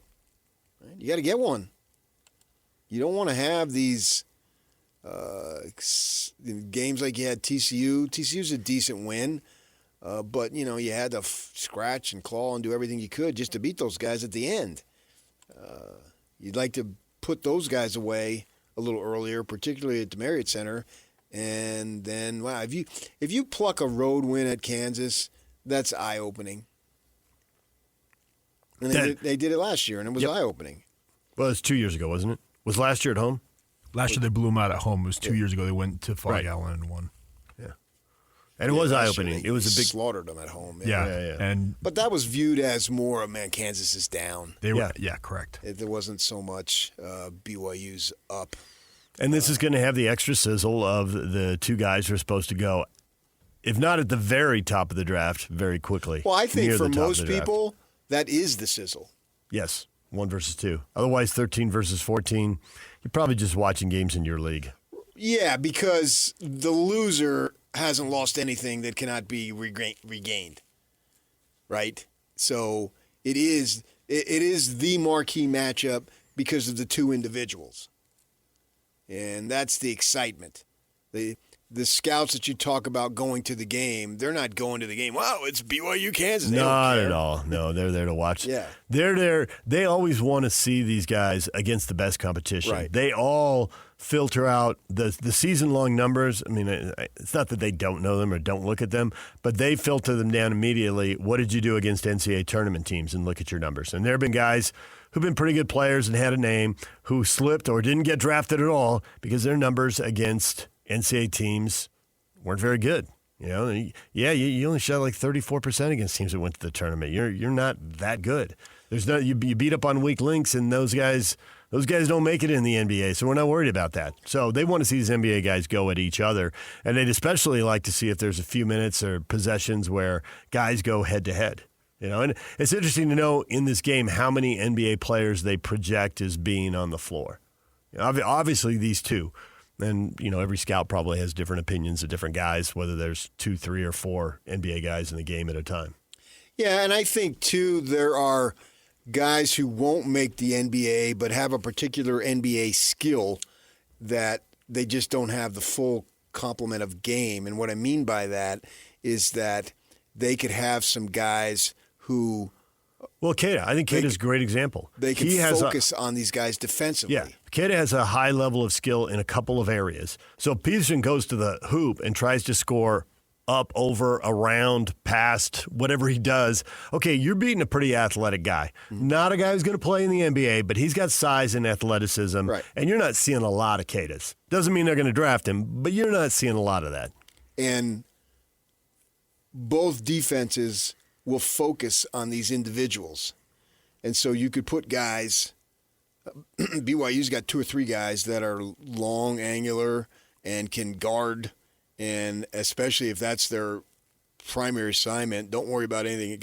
And Youngs is to whoever it might be, Davis or these other kids. We need you, Kadeem there. What's his last name? Yak. Just guard. Just ball out defensively. Hadim Boop. Yeah. Just give me everything you got on this kid, right? And so for that particular game, he can have a skill like that, and how are you going to handle it? And then they get to see in person. It's always better to. I've talked to so many scouts when I was a beat writer because I'd see them in the exercise room before the games, and we'd talk, and then you see them in the media room, and they're looking for human interaction, right? Because they're on the road and they want to talk. And it's just a slew of them that I used to talk to. Mm-hmm. And they got familiar with my face because they see you, and they tell you about, you can get there in person, seeing in person. And I've talked to college football scouts who review tape endlessly, but they want to see them. They want to be there as much as possible because seeing in person is much better than seeing on film and seeing how you react when things don't go your way. That's it. The number of people in those situations who'll tell you, I want to see how the coach interacts with the kid when he goes back to the bench, and there's no guarantee they're going to put that on TV. Right. And you can see a coach yelling, right? And they'll cut to coach yelling at the court, but you can't see how the kid on the court is receiving it, whether he's making eye contact and absorbing the info, whether he's turning and looking away disgusted, whether he's clowning around with somebody, some fan, because he's immature and distracted, and you don't see all that. And when you go to the bench, how do you interact with the teammates? Do you blow them off? Do the guys treat you like you're one of the guys? Because you are one of the guys and you don't carry yourself differently and, you don't appear arrogant and all that. You sit at the end of the bench by yourself. And how do you treat trainers and assistant coaches? That doesn't show up on TV. And it doesn't show up on game film. I talked to a coach once at baseball. Yeah. And he told me he was there to see a singular player. Mm-hmm. And after the second at-bat, the body language and everything, he left. Oh, yeah. Didn't stay the rest of the game. He left. Yeah. He said, I've seen enough. I don't want that kid on my team. And they want to know all that. Yeah. Yeah. You snap at a third base coach or the third assistant coach going down the bench because he tries to draw something up for you and you don't make eye contact or whatever. Not interested. And oddly, a lot of NBA people won't go to the Final Four because there they sit you so far away. You can't see that stuff. No. And so they're literally, I'm like, these are the biggest games. And they're like, yeah, so. There's no point in going to them if I can't see the stuff I need to see. I go, what I'm going to see from the upper deck, I can just see on TV, so I'll see it on TV. Right. But they'll go to the first 2 rounds because they can get close enough to see that stuff. And I think, too, the Cougars being brand new together mostly this year, they need to show themselves we can do this. Yeah. Don't you think most teams at this point need to think that as they get into February? Sure, with all these transfers and all, yeah. But I'm not focused on most teams. Right. I'm focused on the Cougars. Together, we can get over the hump. We can play a 40-minute game instead of going into halftime down. And it's good to know that you can come back. They've proven that. That's done with. They've proven that 4 or 5 times. But just prove that you can play consistently, start to finish, and have success. Yeah. They don't need a lot of those because it's hard to get, but this is another opportunity. This is, what do they call it in golf with these tournaments that they're having now? They call them something that this is a select tournament. it means more than the others. You know what I'm talking about on the PGA Tour? Tour? The ones where they put the most money. Signature events. There you go. Yeah. This is a signature game. Yeah. They put the signature events together because they want the best players to go head-to-head more than 4 times in the majors. Yeah, so first they went to the World Championship. We want more events than that. Mm-hmm. So they've created these $20 million events. Right. And you put that kind of money out there, and that's going to bend players who are independent contractors to get to make their own schedule. It makes them show up. And that's what college basketball does when ranked teams play each other. It's a signature event, so the NBA scout's going to be there, and ESPN's going to put it on at 2:30. That's 4:30 in the East. Be a lot of people sitting down eating dinner between 4:30 and 6:30. Grab something to eat, watch a game. It'll be on. Yeah, if you're a college fan in general, or if you're an NBA fan. Yep. That's what's cool. If you're an NBA fan, you want to watch these guys. This game. Yeah. If you're an NBA fan, you should have heard of these 2 youngsters. Clearly. Maybe you don't get the time to watch them. Like Locke should know. At least be familiar with these. Certainly Dybantsa here. You can't miss. Yeah, it's in your face. But he should know, especially for a team who's sucking on purpose to get a draft pick. He probably didn't have a lot of time to watch the individual. That'll come after the season. But for now, you should be thinking, hey, all right, I'm aware of these guys and can at least check in and check a box score. So I don't want to overstate it. If they lose, it's not the end of the world. And if they win, it's not like, oh my gosh, they're a shoo-in by any stretch either. But it's a signature game. And Sacramento, Indiana, Brooklyn, Washington, they ought to be paying attention. Bad teams counting on high picks, and they're going to get some of these guys, if not all of both of them. Yeah, I wonder if Jay-Z, AA, of those guys, one of those guys, 2 of those guys, if they'll be there. I got to imagine the Jazz will be represented there. Well, the regional people should be there. Yeah. But I wonder, a higher level. Obviously, Austin was there, just drove down the street there, basically to go to Provo. Well, they see Monday. it. Yeah, they see it. Yeah, they see a bunch of BYU games, but this is a chance to see Peterson, and he's played 10 games, and not all of those have been against elite competition, and they want to see him a lot. So. And my dream for them, and my wish, and my hope, is that in June they're on the clock and have to decide between the 2. The number 1 pick, huh? Or maybe number 2. If Boozer went first? I don't think that's going to happen, but yeah. We didn't think Con Knippel would go 4. You didn't think Ace Bailey would fall to 5. At this point last year, I didn't realize VJ Edgecombe was going to fly the way he did, so you're right. Yeah. And the thing with Dybantsa, even though I've been thinking for a while he's the number 1 pick, he's got to start shooting it better. 3 of the last 4 games, he has not shot it very efficiently. So you can explain away, hey, he was sick and he fell on the shoulder and he had a bad game or whatever. But, there's another month to go. So at some point, you got to get rolling again. That's a fact. Yep. Yeah. 6 of 24 in lost Arizona, 6 of 17 in lost to Texas Tech, and 8 of 22 in the win over TCU. You gaming lit it up. But again, they're going to throw out games against a lot of these teams and say, what'd you do against tournament competition? Well, Arizona and Texas Tech are going, and TCU will see. They might go. We'll see how they play the next month. Yeah. All right, DJ and PK, David Locke. We can ask him how much he's into these top 3 players and how much he's been able to see them. If he watches any film of them on the plane when they're traveling or whatever, we'll talk with him coming up at 8:30. And when we come back, I got a new Tombstone slogan. The epitaph grows. He dropped another one yesterday, and he got a huge laugh with it, too. Yeah. He was crushing it. All right, DJ and PK, it's 97.5, the KSL Sports Zone. The KSL Sports Zone and Beehive Meals are honoring people that impact youth sports in our communities. Nominate the youth sports volunteer for the Beehive Meals Hero of the Week at KSLSports.com/contest. And listen every Thursday afternoon to JJ and Alex for the winner. It's the Beehive Meals Hero of the Week.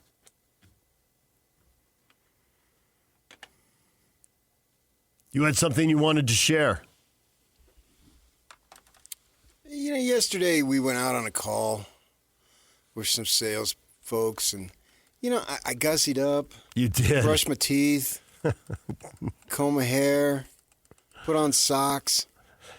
Some of the other basics were covered. Trying to look at my best behavior, right? Yeah, you wore a leather jacket, which brought a lot of comments from the rest of the staff as they saw you. I've had that probably for 20 years. Who are you, and what have you done with Patrick Kinahan?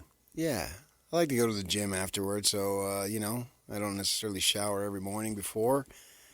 I'm very water conscious. We live in a drought area, particularly this year, so I don't want to shower more than once. But yesterday, I got all gussied up.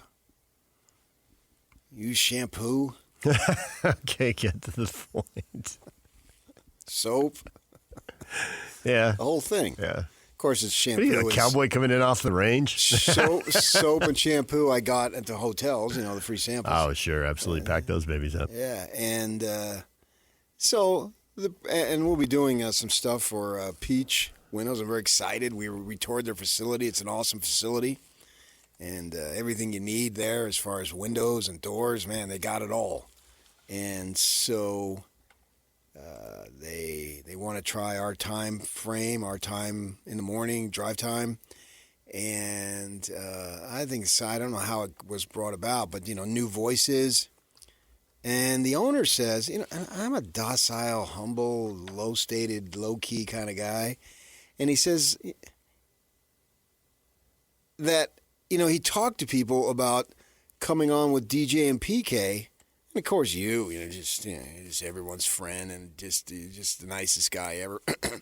And so he says, yeah, and the feedback I got about you, PK, get this.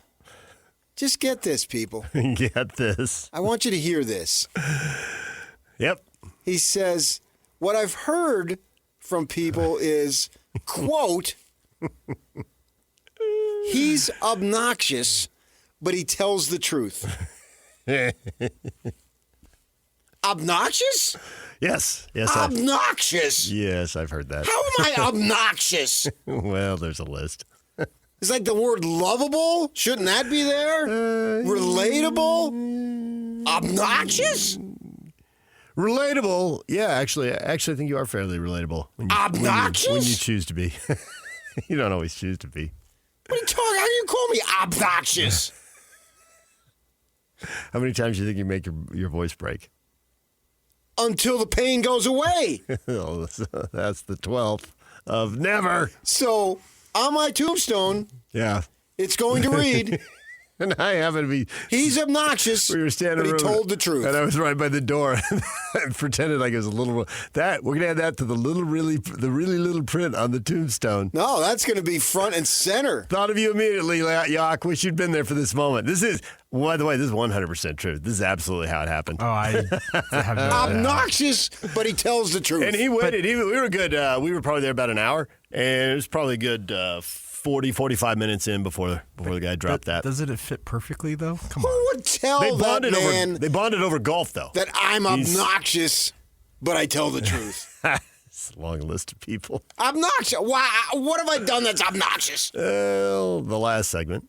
What was the last segment? How was I obnoxious? I mean, we're done with this segment now. How was I? Thank goodness. How was I? You talking about this segment? This segment. You said last. I think this very segment. Well, it's the last one now because we're done with it. I've heard of people who like to toy with other human beings a lot, so maybe he likes to do that.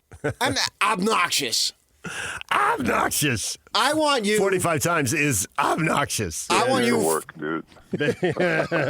Heretofore, I want you to label what is obnoxious. If I say anything or do anything that is obnoxious, that's a loaded word. It's one of these words. You are the king of morning radio. I just want to say that. That's for I didn't sure. hear you. What'd you say, Brady?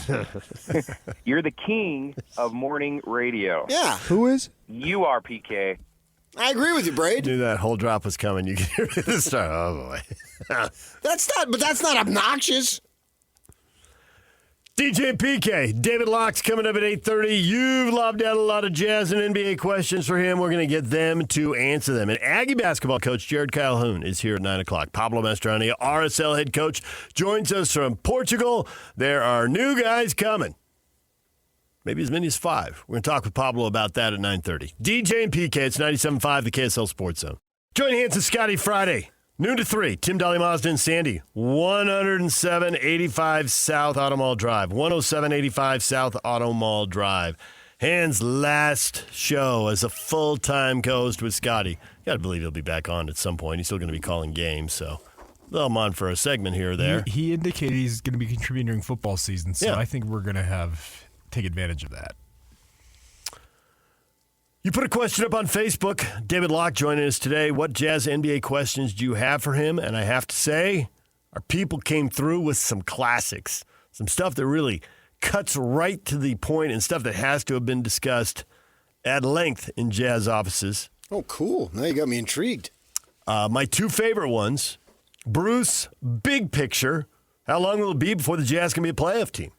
And that goes to the old Dennis Lindsay. Hey, we're going to develop these young guys, and then at some point we're going to decide to push our chips in the middle of the table, bring the veterans in, and try to make a move. Are they going to see enough development this year and have the opportunity to do it this offseason and try to be a playoff team next year? Or is it play the young guys, play everybody together, stand pat? Maybe the opportunities aren't as good this summer as they would prefer. Add a rookie, hopefully. And then it's another year before or the trade deadline before they add veterans. I can't imagine they'd throw the number out 2029, 3 years away. That, I think you can say 2027 or 2028, but that whole, in 2029 we'll work on trying to be a playoff team. Well, wait. Don't just give me 1 year because they overlap the calendar years. So the playoffs, we're talking about the playoffs. Don't worry about when the season starts, right? We're in 26 now, the 26 playoffs. Okay. I think the answer is they try to be in the 27 playoffs or the 28 playoffs. I can't believe they're sitting around thinking 29. Next year is 27, yes. All right, I'm fine with that. But I can see where they would say 28. That's I can't right see around the corner now. where they say 29. Can you? As far as their first entry? Right. How long will it be before the Jazz can be a playoff team? Well, there's no guarantees. Absolutely so not. They can't give you any guarantees. You can have 5 injuries that particular year, you said. And that's why I say it's the Dennis Lindsay. But I want to know when you're going for it. It's got to be 27 or 28. Okay. I can see we're in 27. So 26, 27 right. season. Right. So in October, they're going for it. Now, that would be in the summer. They would make moves leading up to that. All right. The Mammoth had the year last year where they were going for it and they made some moves, but there's also this recognition we might come up short, but we want to be in the mix in the last month. And the Jazz, that might be how they pitch next season. That's what they can't guarantee we're going to be in the 27 playoffs. But you can make moves that say we're all in trying to get there, and then those guys could come in and get hurt. I get there's zero guarantees. Injuries. That's what I just said. But there's still the decisions they make. Right. We're slow playing it, or we're going for it. And they don't have to just make moves. They can literally say it. And if you go for it and don't get it, I mean, BYU is set up to go for the Final Four this year. All right, well, they may not get it. Okay, you didn't get it. Things happen. But you pushed all your chips in and you went. That's good enough for me. And then we'll worry about it. Yeah. In the spring of 27. This is how, we've been doing the show a long time, but this is how I felt about the Padres for 15 years. I didn't feel like they went for it for a decade. Now, they haven't gotten it in the last 5 years, but it's tough to get. It's tough to get. Although they got to the playoffs in one playoff series. They've got to the playoffs, and not only did they beat the Dodgers in the playoffs one year, which in San Diego is the most important thing you can do. So, that was great, and the town went nuts for it, and then they got beat later, but whatever. But at least they went for it, and it was entertaining while they went for it. Because packed. Even though every night it was packed, 40,000 every night. Even though you didn't know if they would get it or not. Well, that's part of the fun. Exactly. If you knew, right? Could they stand relatively pat and be a playoff team in 27? Oh man, relatively. That is such a broad word that I suppose you get the internal growth. You add a rookie. Yeah, and other teams have injuries, and things don't go their way. I think they're so far away defensively that they have. If they're going to be a playoff team in 27 next season, they're going to have to bring in some better defenders and some veterans who just have experience of being in relatively big moments. For sure. Yeah. So, excellent question from Bruce. It is the question. But I don't see why not next year. I'm having a hard time seeing why not. Why not bring the veterans in, push the chips into the table? Why not be in the mix? Yeah. All things considered. Now, you've got guys, you're going to have guys going in their fourth year. Mm-hmm. You're going to have guys going into their third year. Right. But are they going to set up the roster so there's big minutes for guys who are still developing, Williams and Hendricks? No. Make the roster as competitive as you can be. And then those guys have to earn it if they can. Are decided by themselves through Will Hardy. And Jerrod's taught me a lot of things about hoop. And one of the things he'd say is, you decide minutes. That was a great line. And if you're around the team every day like I was, it becomes obvious. Yeah. He wasn't kidding. Yeah. Who deserves the minutes? Everybody knows. Guys played their way in and guys played their way out. Yeah. Then it becomes, if you're following it every day, like a beat writer would, it becomes pretty obvious. They know. Yeah. And the kids know. Well, and not only did it become obvious to you who was going to play, it became obvious to you when guys were going to get subbed in and subbed out. Yeah. You could see mistakes. Oh, I knew who was going to be cut. Yeah. You could see mistakes on the floor and think, next dead ball, that guy's out. Yeah. Yes. There was a play, the Maui Invitational. Mm-hmm. They're playing Maryland. Maryland had Joe Smith that year. It was the number 1 pick, I think, of Minnesota, if I remember. Yeah, you're right. And there was a player who came down. So they're down by 5, and it's last possession of the first half. And he comes down and he jacks up a shot that was not a good shot, and it allowed for a long rebound and the Terrapins to have enough time to get down. So they're down by 5, right? They got a chance to cut it to 3 or 2. And so he takes a shot, ill-advised shot, long rebound. Maryland goes the other way and scores. And gets fouled. Makes a free throw for 8? Yes. And I said to the person next to me, I said, that guy's done. Yeah. He barely played the rest of the year. He literally was buried on the Majerus had enough. Do you recognize a good shot versus a bad shot? Right. The answer was no. And time Do and you score? recognize time and score? Yeah. And the answer is no. The worst you're doing is going into half down by 5. Right. And are you thinking about yourself or are you thinking about the team? Right. And all the guys who flourished under Majerus were team guys. Why did he love Alex Jensen? Because Alex was the ultimate team guy. Yeah, and so you'll know. So bring the roster in, make it as competitive as you can get, and roll the balls out, and away you go. That's what I want to see next year. This year, I want to see a loss tonight. I want to see as many losses as possible. Now, I want to see competitive losses. I was dismayed by the lack of competition in the Warrior game. Everybody was on cruise control. Intensity. Yeah, there was none.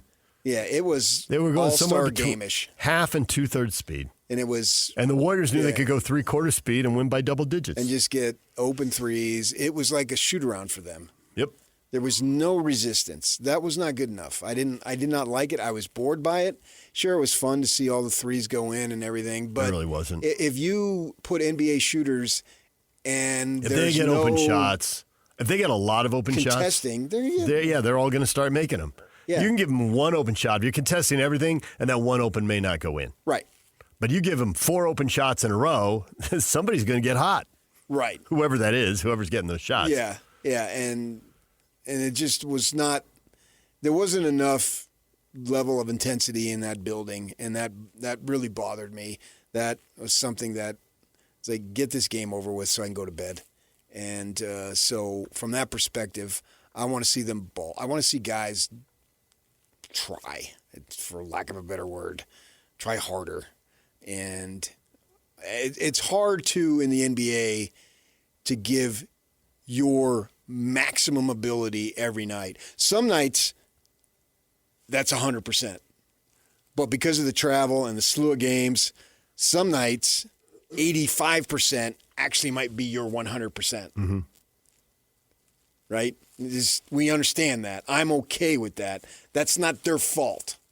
That's the way of the world with the travel. That's why the NBA is cursed in the regular season, but yet the playoffs can be awesome because everybody's on the same schedule.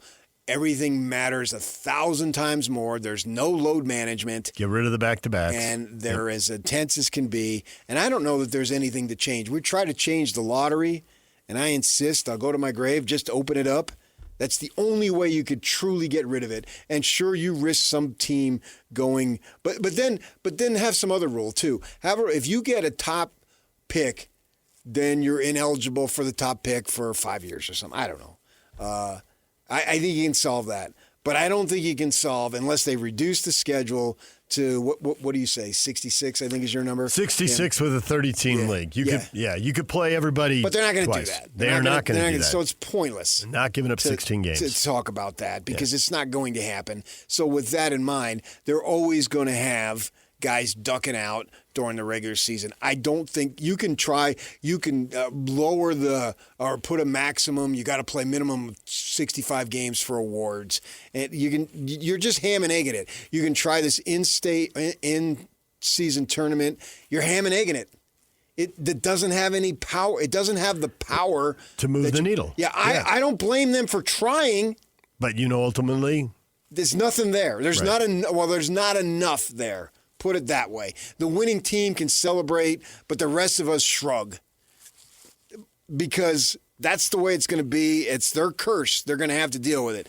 The blessing is the playoffs, I think, are really good. And they're fun to watch. And any playoff game, anytime, I don't care if it's Eastern team or whomever, I know those guys are going to ball. And that's all I want. That's why I always loved covering conference tournaments when I was a college beat writer for all those years. Yeah. There's a movie line about that. Fear. The air is ripe with it. And I wouldn't say fear so much a conference tournament, but I would say desperation.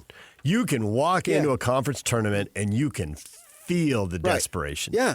I love playing basketball, and we have to win to extend our season. We have to win to play one more day. I mean, early on, they're not even worried about the NCAA tournament berth. It's like, we're going to play one more day. Yeah, you don't want to quit. I know. Those are your guys. It's great. And in those days, the WAC Mountain West, it would be the women earlier. Mm-hmm. And it's the same thing. It was. The semifinal day, you'd go over there for 4 games. Yeah. And the women would be balling out, diving, doing everything they possibly could. And then when they lost, they would cry. It hurt that bad. Yes, I can remember Dave Rose's daughter basically collapsing into Dave Rose's arms up the tunnel at the Thomas and Mack because it was over. And it hurt like crap. Yes. Hate it when it's over. Sure. Yeah, especially when it's over. And you're done. I can remember walking off the floor, horribly disappointed. Yeah. I played poorly. We'd lost. And Monte Vista High School, last high school game, and it was over. And I mean, walk in the locker room. I can remember like 2 walks to the locker room after games in all the 4 years of high school basketball, and that was one of them. Yeah. It's just like, I don't remember walking in the locker room after a game. After all these decades, I remember that one. I was a junior, and we're in the playoffs. Yeah. And we lose, and we're maybe it's a neutral field, I don't remember, but it was not at home. And we got to get on the bus, and we had only like 2 or 3 seniors on the team. And I can remember one of the seniors saying, "This is the last time I'll wear this uniform. Mm-hmm. When we get back, I have to take this uniform off." And I was a junior. I go, "Oh my gosh, that's going to be me. That sucks. That's going to be me. It's going to be over." I played 1 year after high school, and I can remember that game, the playoff game. We needed a couple of runs, and I'm one of the older guys, finally. Yeah, right. Because you're playing Legion ball in the summer after your senior year. Because I was so young, I could come back and play, and I played. And I was telling these guys, stand up, man. We got to get these guys going. We got to score 2 runs and all. And it was over. It was a crushing blow. So I get that it's hard to do that every night in the NBA. But in the playoffs, yes, they bring it. So it's going to be the curse. So I want the Jazz to string up a bunch of competitive losses. That's my dream scenario between now and April 15th, whenever this last game is. And I want them to, and they'll sprinkle in a few wins. I get it. But be competitive and lose, and then that's it. And then Austin can say, well, now we're not going to tank. And He's brand new. He's got to say that. Once he said that, I thought, I'm not going to hold him to that because it's not real. He had to say it. The other answer gets him fined every time. Right. So I'm fine with what he said because he had to say it. Well, now in the postseason roundup that they have in April, and then the times he'll speak over the course of the summer when they make moves, now it's on. And you got Lacombe saying they're going to win 45. And I don't think he says that lightly. So that's not even knowing what moves they're going to make. So with that in mind, yes, I expect the sun to shine far more often in 26-27 than it does in 25-26. Tim has said 45 several times. And the first time we had the discussion, I said 40, not knowing what moves they would make. So I don't see them being a playoff team next season unless they make the moves that dictate it, which will be totally obvious. You'll know them when they make them before we get on the air the next morning. Well, they'll have two moves for sure. One is Kessler back. One is a rookie. Right. Well thought of, regarded rookie. A rookie, so I'm not going crazy. Right. But a possibly well thought of. Let's see where they end up in the draft order. Less than 24 hours ago, I got one rookie going nuts and another rookie going berserk. Cooper Flagg, Concanipple. Yes. But you've got to get into the top 4 to get those guys. They went 1-4, and we'll see if the Jazz get into the top 4. They will. All right, there it is. About time, the math, law of numbers, Matt Harpring. Matt Harpring's theories are pushing the Jazz into the top 4 the this year. NBA is based out of New York, right? A lot of their offices in Chicago. Yes. I've been talking to some of my cousins. Oh, stop. No, I'm not stopping. Here's another good question. We won't debate now. We'll give it to David Locke in the next segment. Will there be a point this year that the Jazz make Ace Bailey the focal point of the offense, or are they just better off letting him blend in for now? That comes from Michael Morrill. Good question, Michael, and we'll give it to David Locke next, right here on The Zone. It's just a shout away, DJ. DJ PK, it's 97.5, the KSL Sports Zone. We are joined by the radio voice of the Utah Jazz, David Locke. David, good morning. The world is back in order. The two of you are together. My Friday mornings are perfect. An inspiration for all the blue sky is out. The greatness of DJ and PK in the morning. What else could you ask for? A gift that keeps on giving for 20-plus years in Utah every single morning. There for you, like the comfort of a great pillow, like, I don't know. I don't know what else. I'm done. I ran out. It happens. We did something today that... Once I had the vision of being in bed and you involved, it was over. Mercifully. That fear went right through my body, top to bottom. What a day in sports already. Tragedy, exaltation, unbelievable performances.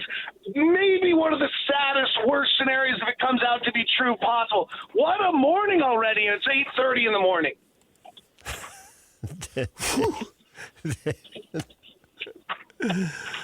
Oh, man. Djokovic upsetting Skinner? Yeah. Incredible. Yep. And now he's playing for his 25th Grand Slam title. 25. Lindsey Vonn crashing a pre-Olympic run. Out on a race that they canceled after 5 races because it was unsafe, and this could ruin one of the greatest comebacks in the history of sport. And she was airlifted from the course for medical checks.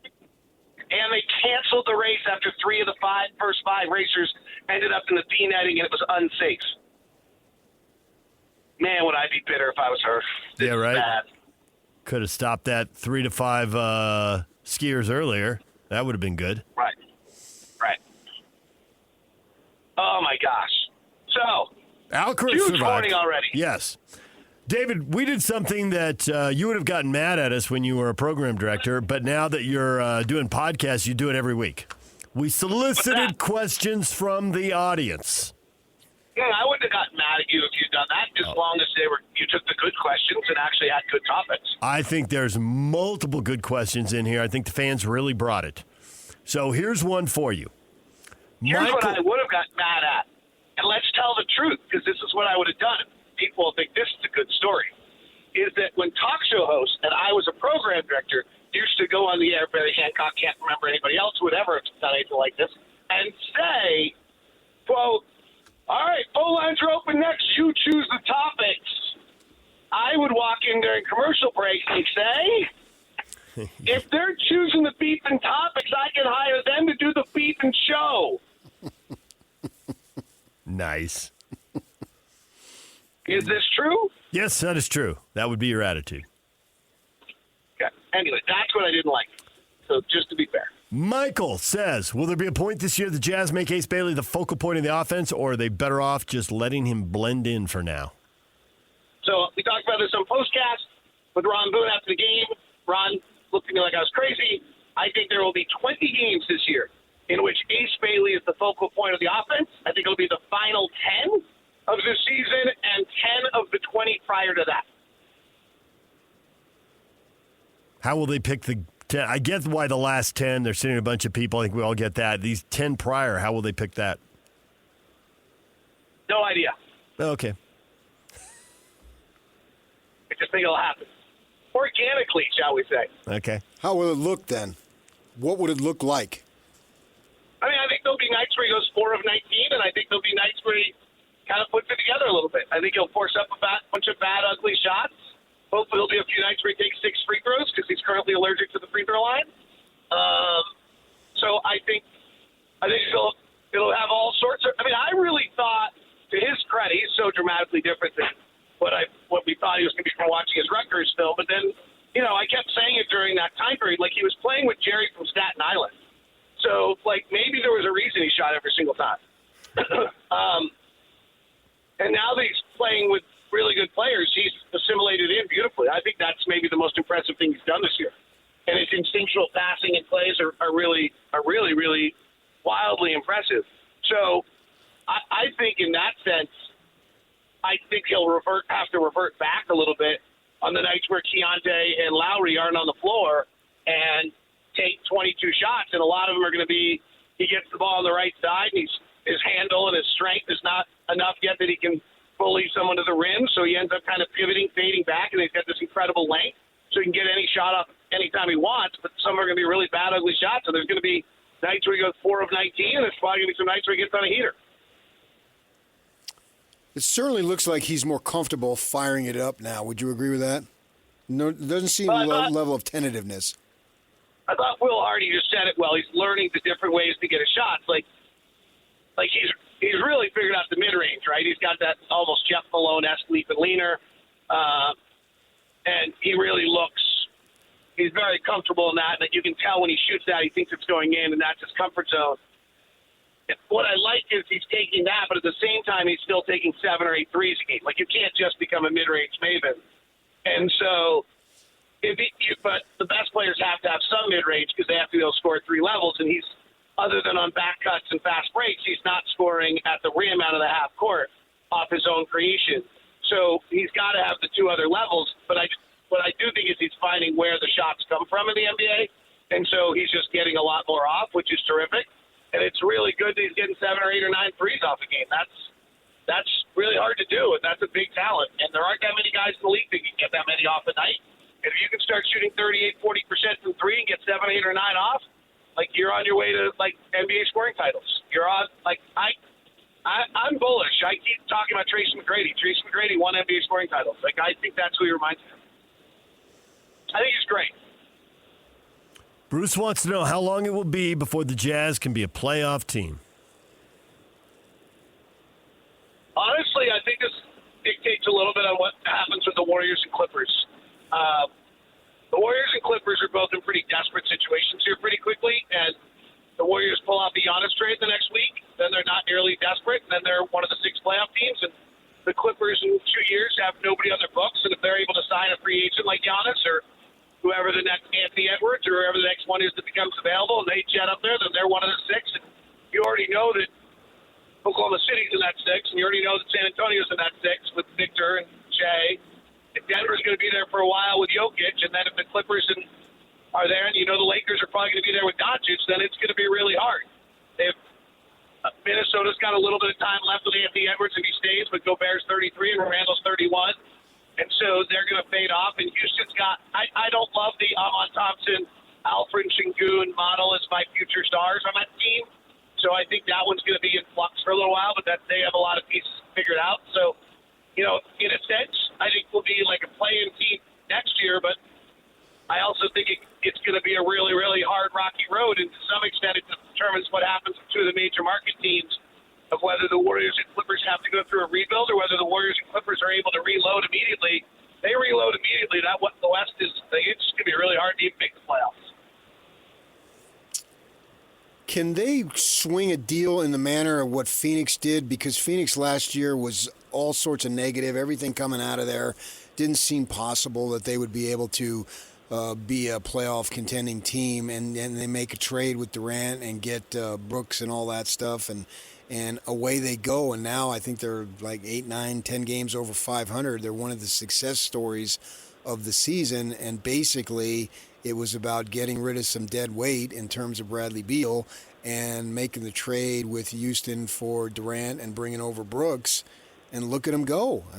It's amazing to me how they've been doing as well as they can, and it seems to me that the Jazz, from where Phoenix was last year before they made the moves, the Jazz are in a better spot to be better than Phoenix, and so with a move or two that they can really make a difference. Do you see that scenario? Is that legitimate?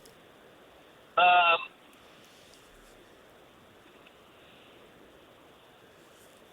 I guess so. When Walker comes back, he actually becomes decent defensively.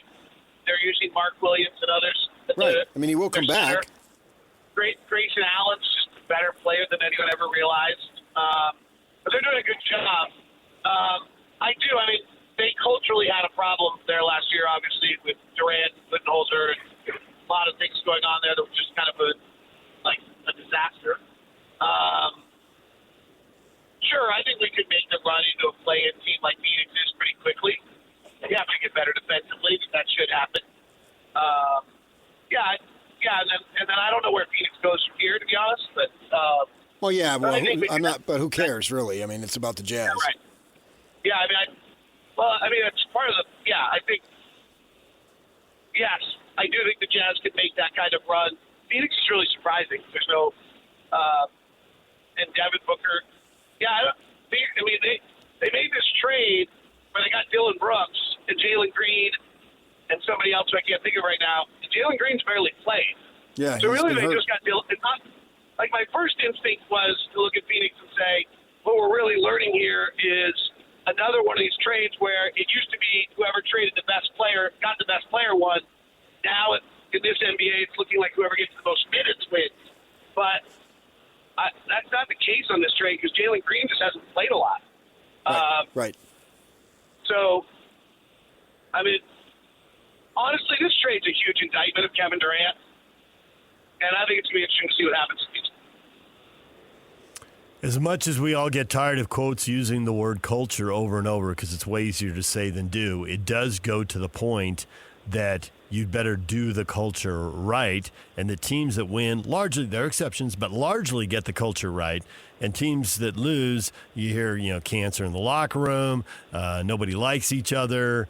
To update the old quote, 15 guys, 15 Ubers. I mean, you bust, so it doesn't really fit, but we all know that from an old baseball quote. And it tells you what the locker room is like. And basketball is like, if you're not together, then the ball doesn't move, right? If the team isn't really together. And once you start playing one-on-one, you're way easier to defend, and it usually shows up on the scoreboard pretty quickly. And right, it can be. It also can be like 15 guys, one cap. But they're back, but it's back. Right?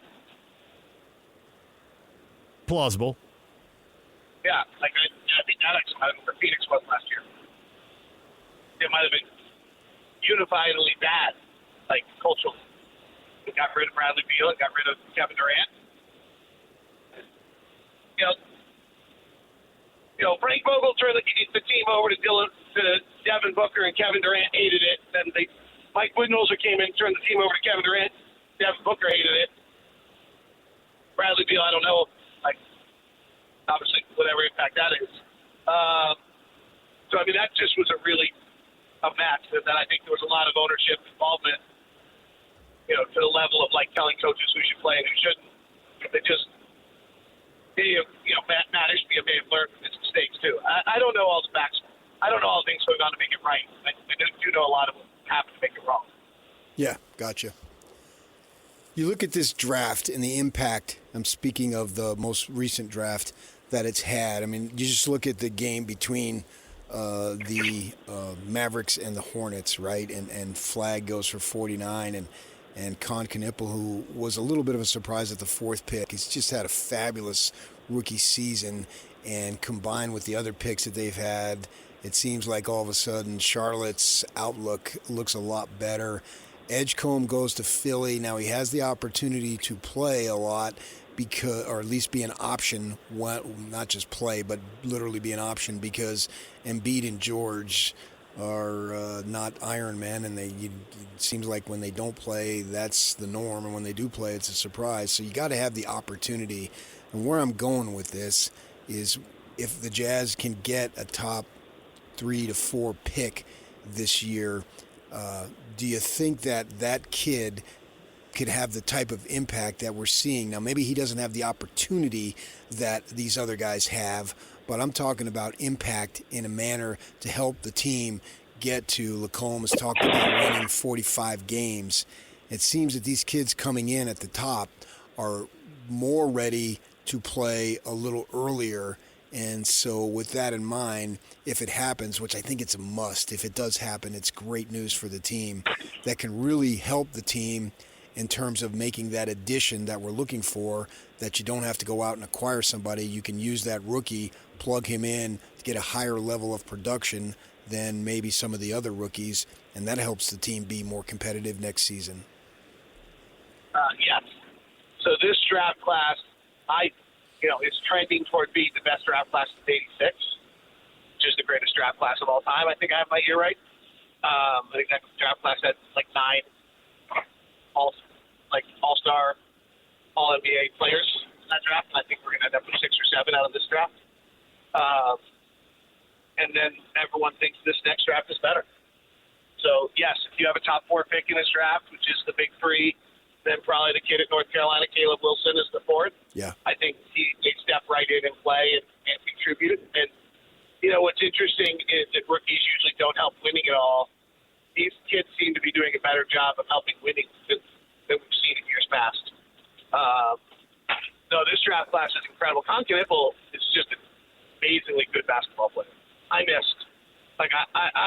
fully missed on my analysis of him. I watched the games where he played without Cooper Flagg, and he was turnover prone, and he had a hard time with his handle, and I just thought he was playing with so many NBA players on the collegiate level, and I missed it. I did not see this level of play, and then even a little bit of self-creation now, and then even if you go back to when the Jazz played him early in the year, the 2 previous games were against, I think, Orlando and some other good defensive team. He was awful in those 2 games, and I thought he was really in trouble.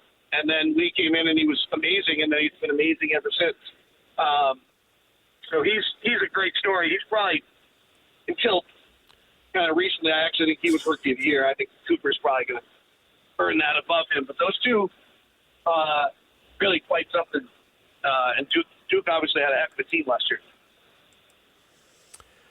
David Locke, radio voice of the Utah Jazz, on the air tonight as the Jazz face the Brooklyn Nets. The 12-win Nets tip off at 7:30, pregame at 6:30. David, we will hear you then. Thanks for joining us. Let me ask you one question. Okay. 4 first-round draft picks, maybe 1 or 2 players, young players, but not players trending in the most amazing. So not Keontae. Hendricks and Williams. For Giannis, for 1 year to prove to him that he wants to be in Salt Lake City, and you'd have his bird rights. Number 1, I don't think he's coming. So I think this is all an exercise for radio. You're trading for him. I mean, to some extent, he kind of has to come, right? It's like I He's got said, a year left on his deal. He would come for half a season, then he'd be gone. You don't know that. I don't know that. He asked me what I thought, so I'm telling you what I think. Yeah, but you make it sound like you say I would think he'd be gone, not he'll be gone. I mean, you say things been... definitively on the air. Have an opinion. I have an opinion now. You criticize me. I constantly attack. It's the personal attacks that make him obnoxious. PK, you're always preaching that we're not this, that we need to get out of our. I've heard you, PK, about Utah, and we're not this, and we're not. I'm with you. Should we go get Giannis for a year, show it to him, and see if he'll stay? I think it should be seriously considered. Yes. 31-year-old with a calf strain, working on an Achilles, 1-9 in his last 10 playoff games. No. Does he make the team better? Oh, yes. Well, then why not? Because they're talking about opening a championship window. He'll help you get there. I think you're going to drive into the cul-de-sac and have to back out. Like they did last time. Like they did last time. What about you, David?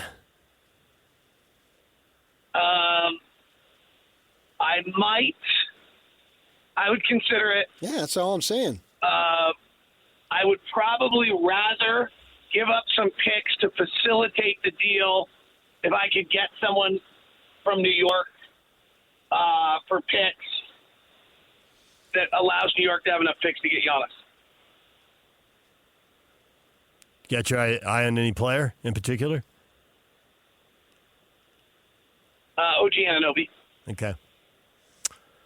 All right, David, we are late to break. We got guests coming up. We got to go. Thank you. Good to talk to you. That I would have gotten mad at you for. Okay. Thanks, David. DJ and PK at 97.5, the KSL Sports Zone. Jerrod Calhoun, Utah State men's basketball coach, joins us at 9 o'clock. Pablo Mastroeni, RSL head coach at 9:30 from Portugal. They're adding players. The Aggies are getting ready to host the Aztecs, the first-place team and the second-place team, getting together tomorrow, 11 a.m. on CBS. That's next. Stay with us. Whirls around and down. 97.5, the KSL Sports Zone is your exclusive home of the Utah Jazz. And we want to send you to the Delta Center to see the Jazz in action. Listen every Tuesday for the Jazz Ticket Tuesday Sounder at 30 past the hour, every hour, all day long. And if you're caller number 12, you'll be on your way to an upcoming game. Buy one, you'll get one free. It's Jazz Ticket Tuesday, every Tuesday throughout the NBA season on your radio home for the Utah Jazz. 97.5, the KSL Sports Zone.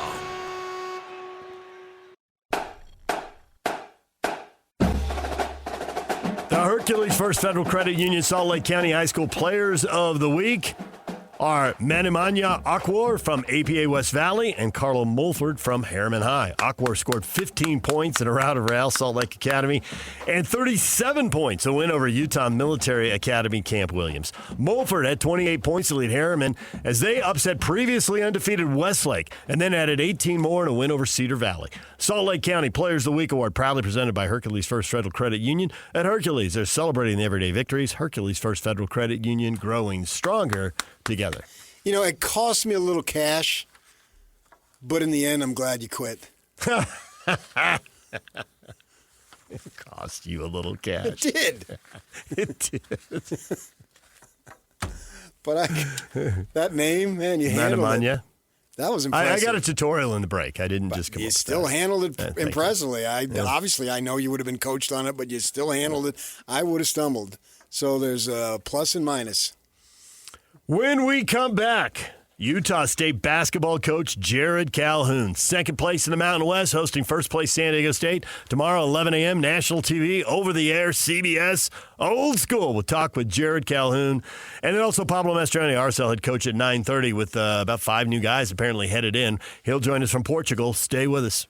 DJ, PK, and happy to welcome back Utah State men's basketball coach Jerrod Calhoun to the show. Coach, good morning. Good morning. Thanks for having me. Football coaches are always talking about start times. How do basketball coaches feel about 11 a.m. start times? Is that okay? You just want to get up and get after it and figure these guys all did it when they were 10 anyway. What the heck? Yeah, I like it. I think it gives you more time to start watching tape on your next opponent, and I think it's good. Also, I'm thinking, how about for recruiting sake? I mean, that's a game that's going to be on regular television in the morning, and so it's a start time where guys can really see it. What do you think it just does for the visibility of the program? Well, obviously being on CBS, two great programs. I think anytime you can be on national TV, I think it's great for your brand. Certainly our brand right now, momentum that we have is really, really good. So we want to just keep building on that. And when we say recruiting, of course, we're all old enough to remember when that meant high school kids watching you, and I suppose they can. But maybe they're kids who are playing games at 5, 6, 7, 8 o'clock, who knows where in the country, or sitting in a hotel room who might see it, who might be in the transfer portal and have never seen the spectrum before and don't know what that's about. So does it work in the new world order? Yeah, no, that's a good point. But we are one of the few programs in the country that still take high school kids. Had 5 in last year's recruiting class, and have a couple guys signed. So yeah, I mean we're a little bit old school here in Logan, where we still like the high school player. In the 90s, I was a beat writer for the Salt Lake Tribune, and my assignment, the team that I covered, was the University of Utah. And you're old enough to remember how good those teams were. So, I went to the NCAA tournaments and the Final Four and all that. And Majerus taught me a lot of basketball. And he used to talk about how basketball is a game of mistakes. And I'm watching that game against Colorado State a week ago, right? It was last Friday night, if I remember. And I'm just thinking, you guys are down, I think, by 13. And then down the stretch, you made all the plays, and it seemed like Colorado State was making one mistake after another. How important is that to just make sure that you're eliminating or at least limiting the mistakes? Because I thought they had a chance to beat you, but they just made a bunch of wrong plays, and you guys are making on the other end the right plays. Yeah, I mean, basketball is so fast. There's so many plays. So it's, where are your eyes? What are you looking at? What are you, how are you training your players' eyes? What kind of reads are you making offensively and defensively? What kind of coverages are you seeing? It's just really making the right play over and over and over. So you could look at it as making the wrong mistakes or the right. We talk with our guys about making the right decision, having a positive mindset, and let's make the right play, right? Go from good to great on offense. And then defensively, you got to be disruptive and try to take away the other team's strengths. So, yeah, I mean, that game was just a game of runs. Basketball sometimes is like that. But I was really, really proud of our character of our team. We had been coming off 2 straight losses. You're on the road, you're down 13. Your true character came out, right? We over me, the team mentality, something that we talk about every day, really kicked in. And that was a big win for us. It's a tough place to play. I don't care what the record is, sold-out crowd, whatever it was, close to sold out. It's been a few years since we won there. So those can be big momentum changers, and hopefully we can just continue to build on that. But we know what awaits us tomorrow at 11 a.m., and then we know what awaits us midweek with New Mexico, and we know Wyoming is going to be ready to go on the following Saturday. So none of these games are easy. Sports are not easy. It's a very difficult business right now. Templeton's in his 3rd year, and I am very intrigued by him. In a sport where size is so important, and I don't think a coach ever has as much size as they would prefer. And I watched when you guys were in trouble in the second half of Colorado State. The last 10 minutes of the game, the guy made a lot of plays. And he ran the floor. You're so much better out in transition, which is true of a lot of teams, but I think it's especially true with you guys. And he was outrunning the other big men. He came up with a steal on a 40-foot pass that was in the air too long. And then one time he had the ball, and he actually had the good sense, speaking of Rick Majerus, time and score, I'm going to pull it out. I was sure he was going to fly in for some wild attempt and a charge when he crossed midcourt. But by the time he got to 3-point line, he's like, no, that's not a good idea. Let's pull this out. And maybe he heard you. Maybe you were yelling. You weren't that far away. He was at that end of the court and on that side of the court. Can he sustain that, or was that his best game, and now I want to hold him to an unrealistic standard? Because, man, if he runs the floor, it seems like it's a different team. Yeah, I mean, we've had a lot of guys have big-time performances. That certainly was one of the bigger ones in a very, very tough environment. The block shot and also the defensive last possession of the game, I thought was the biggest key to that victory. Stayed disciplined, played really, really good. But, yeah, I mean, he shows signs. His is all about his daily habits. What's he going to do daily? Is he going to bring it every day in practice? That's really everybody's development. How much do you love the game, and how much are you willing to sacrifice and work every day, whether it's with your body, whether it's with the assistant coach, whether it's with, making decisions. All of those things will come into play for KT. But he's a kid that's been in the program now 3 years. He knows what winning looks like. So I think his future is really, really bright, and hopefully that's something he builds on. But, he's been a little bit up and down throughout, this season. But I thought that was one of his best performances of the year. We've been watching San Jose State basketball for a long time. As I say, I used to cover them when I was a beat writer. And Fisher got it going and turns it over to Dutcher, who those two guys are basically the same guy. They were together for so long. You look at San Diego State, they may not have statistically overwhelming numbers, as particularly on the offensive end, and guys averaging 18, 20 points or what have you. But the thing that I think has been consistent for a good long time now is their ability to guard. And this year is really no exception, 39%. Holding teams, and that is obviously something that any coach would want. Just explore what defensively they do well, because it's been a staple of their program for a long time. Yeah, number one, they guard the ball, right? The best defenses attack the ball, guard the ball, stay out of rotations. They're very, very physical on the ball. They're going to chuck you. They're going to hit you off ball. They're going to make it very, very hard to get catches. They're very disruptive. And then on their front line, they're massive. They got a clear identity. I think Brian Dutcher will be in the Hall of Fame. He's played for a national championship and no Final Four. His resume speaks for itself. He's a big-time leader, big-time coach. They've got an unbelievable program. So it's going to be an incredible challenge. But so do we, right? We've got an unbelievable environment. We've got a really, really good team. And, we got to be ready to go when the ball tips off at about 11:02 or whatever it is.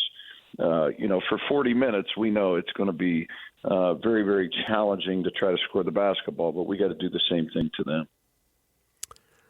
I've been told, I didn't hear it myself, but I've been told that you have talked publicly on the air quite bluntly about the going rate for players, what the essentially the pay scale is, even though we're calling it NIL.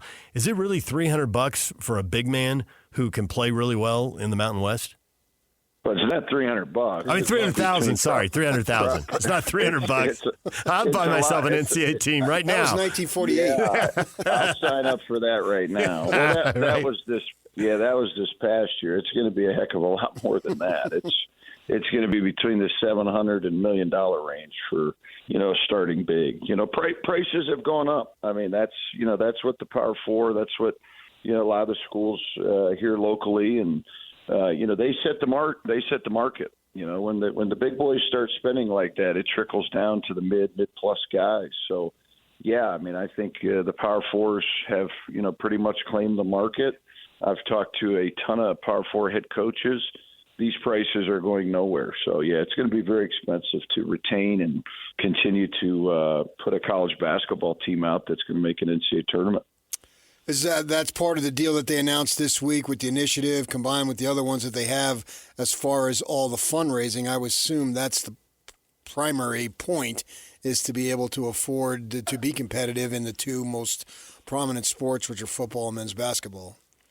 Yeah, I hope we can maintain success in all sports. I think Utah State's at a really, really unique time. We've got new leadership, new president, new AD. The exciting thing is, I think we've got great momentum. If you look at all the sports teams, we've had a lot of success. So now with new leadership comes new ideas. You do it together, the sky's the limit. How big a challenge is it going to be moving to the Pac-12? Do you have a good feel for where that league is going to be in the pecking order? Well, obviously Gonzaga will be in a league of its own. It doesn't have football. Storied program, Hall of Fame coach. They'll be in a league of their own, but I think us, San Diego State, Boise, Colorado State, I think our leadership needs to continue to do it together, right? We all decided to go to a league together. They need to be collaborative about what they're spending and what really what each team is going to need to be competitive. And the coaches really don't set the market. The coaches don't really decide the rev share number. The coaches just kind of deal with what they have. And then outside of that, we got to go raise money. That's pretty much what we did for 2 years. The university has not shared any revenue with our student athletes. This has been donor driven. We would not be able to do this without the likes of Jim Lobb and many, many others. And it's a big reason I jumped on board. I wanted to show my commitment, but the reality of it is we needed money. So this year, moving forward with the university stepping in and sharing revenue with the student athletes, I'm excited to see the plan. Don't know the number. I think people ask that a lot. I have no idea. But we're going to try to start retaining our players now, and we want to build on the momentum that we have. How much personally do you have to spend time fundraising? Every day. Yeah, it's pretty much, if you're not thinking about and following up and calling people, you're doing your job. The money is as important as the recruiting. The money is the recruiting, right?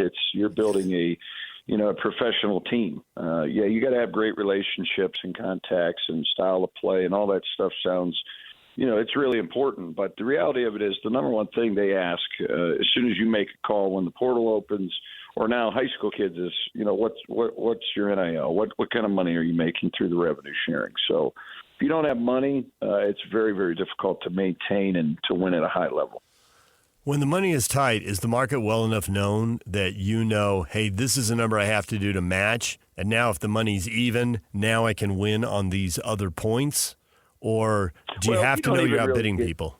Yeah, we don't get into that. We're not like some of the other schools. We're not in that. We can't do that, right? So we have to really evaluate. We have to really study guys, and we get a ton of value out of our players, right? Like we're not in the top 3 in our league the last 2 years, and I think we've won plenty of games for not having the most money. So we want to out-culture you, we want to out-team you, we want to out-scheme you, but more importantly, we want to just really culture you. We want to make sure that it's a we over me mentality. We have a clear system at every position. There's still some purity, to our roster and to what we're trying to do here. But certainly we do have to pay players. There's no doubt about it, but we don't have the means to outbid anybody. How about like community and fan support? Because obviously Logan and Utah State is doing that at an extremely high level. Where does that factor in? It's been incredible. I think that's what makes the place great.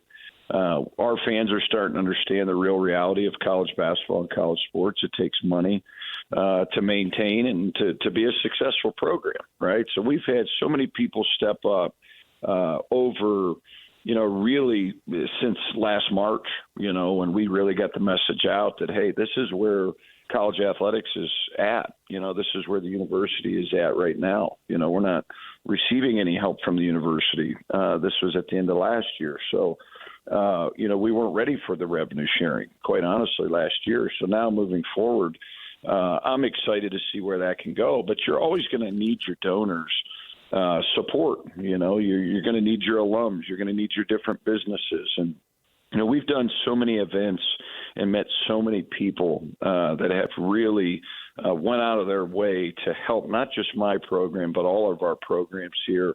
And it's really meant a ton to me, and it's been awesome to see.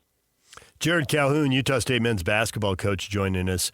One thing over the years, I think we found coaches can be pretty secretive. Nobody wants anybody to know anything.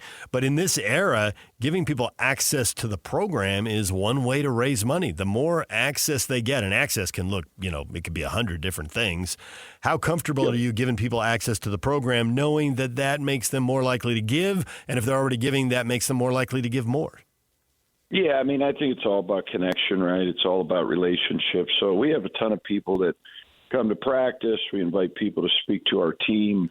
We have guest speakers to our team. There's a lot of things we do to build our culture. But yes, I think now more than ever, people want to feel connection and experience. There's no better experience, in my opinion, in college basketball than coming to the Spectrum. The most organized group the most passionate group on our campus is the herd, right? It's been passed down from generation to generation. They're camping out right now. They've been out there since last night. It's just a magical atmosphere, right? And they help create that. So we got to continue to do that. Well, Coach, big game with the Aztecs. We're looking forward to seeing it, but it's also just one more on the march to March. So good luck out there, and we'll be watching. Yeah, guys, appreciate you for having me. Go Aggies. Jerrod Calhoun, Utah State men's basketball coach. Always a good interview. $700,000 to $1 million. The Power Four is setting the bar. Doesn't sound like he'll be getting anybody who can earn in that neighborhood, but it lets you know where everybody else stacks up behind. Recruiting is money. Yeah. That's a chilling quote. In some ways, it's a shame, but it's the reality. Strikes you as 100% true, though, doesn't it? Oh, no question. Yeah. I think it's always been for the big boys. Yes. But now, going back for everybody. Going back at least 50 years, but realistically 60 or 70 now. Yeah. And so I appreciate that it's public rather than these shady deals and all that stuff. But it's just, it eliminates or reduces the find and develop aspect of it. But that's one reason to go in on high school athletes. There are better players available now as some of the Power Four programs are looking more and more at transfers. Sure, but they're less expensive. Those high school players are only potentially there for one season. You've got to be able to hold on to them, right? You're still going to need the money. And if he finds somebody, that diamond, and develops them, does that player who had a great time at your institution has no problem with it, but is sitting over here being offered all this, and you simply can't afford that? That's the problem. What about the next Sam Merrill, right? Merrill was a great college player. In this era, can't imagine how many phone calls he would have gotten as he went through his time at Utah State. I can't imagine how many schools / agents / third parties would have been reaching out to him. He's in the NBA now, shooting 45% from three, and he's playing and shooting a lot. I just looked it up. He's like taking 7 a game. He's a hometown kid. You got to hope that mattered, and his wife is up there, and maybe that can swim. So maybe that's not the best example. It's just somebody who just comes here, is recruited by whatever wherever he came from, but then he blows up, and Kansas or whomever, just to name them, just offers him double. What do you expect the kid to do? And it wouldn't be limited to a Big 12. It'd be the whole country going after somebody like that. Big Ten money on the West Coast. DJ and PK, we'll take a break. When we come back, Pablo Mastroeni, RSL head coach, joins us next from Portugal. The signings lining up. Some of them you can probably talk about. Don't know if you can talk about all of them. We will talk with him next and find out what he thinks of some of these new guys. Stay with us. Time to welcome in Pablo Mastroeni, joining us from Portugal. Pablo, good morning. Or good afternoon where you are. Good morning, guys. Yeah, good. Yeah, I was going to say, it's close to evening here, but yeah, good morning. I can't think about dinner right now. It's too far away. Pablo, there are a bunch of fans. Some have been hitting me up on social media. When are they going to sign somebody? When are they going to sign somebody? When are they going to sign somebody? And there's reports out yesterday. You are close to finalizing a lot of players. Can you talk about any of these players? Mm-hmm. Or are you going to feel like you're going to jinx something and you shouldn't? Yeah, probably shouldn't. But yeah, and it's all kind of happening fast. So, I think Kurt's doing everything he can to get these guys across the line. And then obviously with visa issues and all that stuff, we're still, a week or two behind. But I think we've secured, quite a few. And, really excited about, how the guys have done here. And then obviously with those players coming in, I think will be a big boost to the group. So you anticipate them being in before the season starts or when? Yeah, that's a tricky part, PK. And again, I think that's more than likely. I would say maybe 2 won't be available, 2 will, and but that's also that's my guess, and that's my hopes, anyways. So there's a chance that and I think every country in the visa situation is different, and so it's such an arduous process, and one never knows. So my expectation is that we're going to go with the guys that we have here in camp, and then as those guys start to get their paperwork done, they'll start to filter in with the group. And then obviously, that's always the toughest thing at this stage of the preseason. There are, of the names being mentioned, and we won't get into any specifics, but there's a tacker who's been mentioned who, looks like he maybe could score some goals for you, but there's also pretty heavy on defenders and defensive midfielders. How much of that is depth? How much do you feel like, hey, we could be bringing in some guys who are going to start, or maybe maybe they're going to start and rotate, and we'll see how it goes. Everything has to be earned, and the competition looks intense. How are you viewing these guys and how they'll fit with the group? Yeah, no, I think the caliber of player that we're looking to bring in is top, right? And so the expectation is that these guys come in and contribute meaningfully from the start, right? And then obviously there's always competition as the season goes, but I think the players that are coming in are going to definitely improve the group at a really good level. So. But again, at the end of the day, everyone's got to compete for their spots. But I think, a couple of guys, are in mid-season, and so they'll be in a good run of form, playing competitive stuff whilst the rest of the group is still getting through preseason. So I anticipate, the players that we're bringing in are going to, they're top-level guys that we've identified, looked at, and feel that they can contribute right from the start in a meaningful fashion. Sean Walker at KSL.com wrote a story on this kid Booth, and you're talking about transition moments. You thought that the team was below average, and you played him 35 minutes here recently in the second half. Tell us about this kid. And I know he's local and he's been over in Europe for a bit, but just want to know more about him from your perspective. Yeah, no, Zach is a player that went over to Europe at a younger age. And wasn't seen enough of the field, and he's joined us, and he's been a real bright spot in the group. Obviously, doesn't have a ton of experience, but I think just being in the environment in Europe and playing the games that he did, he's got a different eye for the game. He's a really good pro at a young age. He's dynamic. He's got a great change of speed. He can play in an interior position like a 10. Today, actually, he ran probably 25 minutes as a midfielder, and brought a different look to the midfield with his explosiveness. He's good on the ball, connects passes, but he's also had in the last few games, I think 2 or 3 shots a game, so he can get, he likes to get in front of goals. So a really interesting player that is really flexible tactically, but a really good mindset, really good pro. And great to bring back a young man from Utah. Pablo, there's been a lot of reporting on what might or might not happen to Diego Luna, and a lot of fans have probably seen the media reports out there that there's a couple of teams that are very interested in him right now. There's also speculation that, wait till after the World Cup. From his perspective, he gets to play and stay in shape or stay in top form for the World Cup because he knows he's going to play for Real Salt Lake. That's a lot of stuff going on, and I know how you are. You've told me about a million times. If I don't know by now, that's a me problem.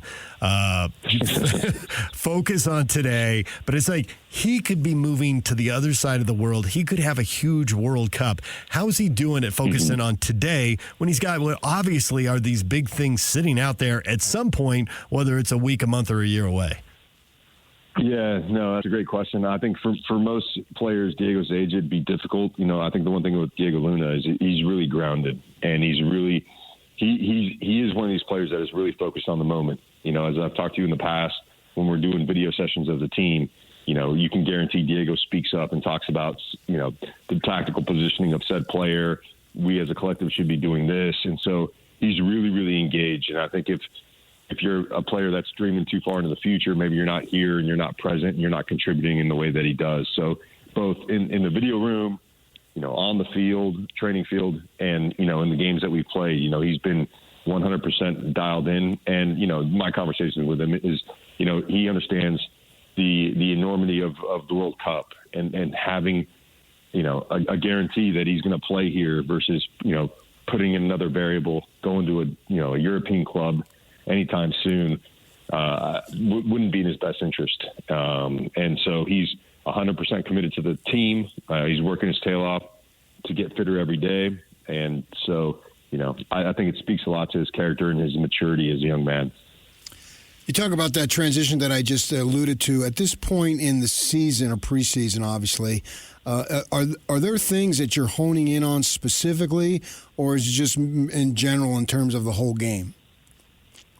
Yeah, no, that's a great point. I think we set out goals, just again, big goals to start the preseason to kind of frame the kind of team that we want to be and how we can improve. We want to be top 5 defensive team in this league, and again, that has as much to do with defending, but more importantly with transition. And in the games that we've played in preseason so far, the amount of chances we've created and scored a few in transition has been more than what we did all last year in 34 games. And so when you have a good defensive structure, players are closer together to combine, to break through. And then when you have, speed up top, it makes a huge difference. And so a lot of our focus has been on that aspect of it. And so not only defensively have we been solid, but I think the goals that we scored from it have been a huge plus. And then obviously with the ball, more so than last year, is being more vertical. And what I mean by that is not just pumping the ball long, is having more actions ahead of the ball that are threatening the back line, so that the ball carrier has more than one just short option, but he's got now 2 long options as well to threaten the back line. Because, again, the modern game, everyone wants to press high, and they're giving up the space behind them. And oftentimes it takes 10 passes to get up to midfield, where we want to still play that way, but more importantly, be more vertical, eyes up, so that if we can make that same play with 1 pass versus 10, let's do it. And now we got threats and guys running in behind. And so those have been the areas of focus for us, and the guys have really taken on to it. I think after 14 days here, the guys were a bit leggy, but the effort and the understanding, and we've done a lot of stuff in the video room as a collective with the guys kind of leading the video, and then it's just taking it on board, and they're doing great stuff. And so, as I alluded to earlier, these guys have done a great job in the first, 3 weeks of preseason, and then with the addition of some, top caliber players joining the group, I think we've established a good foundation for those guys to join us. Brian Dunseth has a long and occasionally tortured and occasionally hilarious relationship with Bruce Arena. And Bruce Arena is the most accomplished U.S. coach of the last 30 years at college, club, and international level.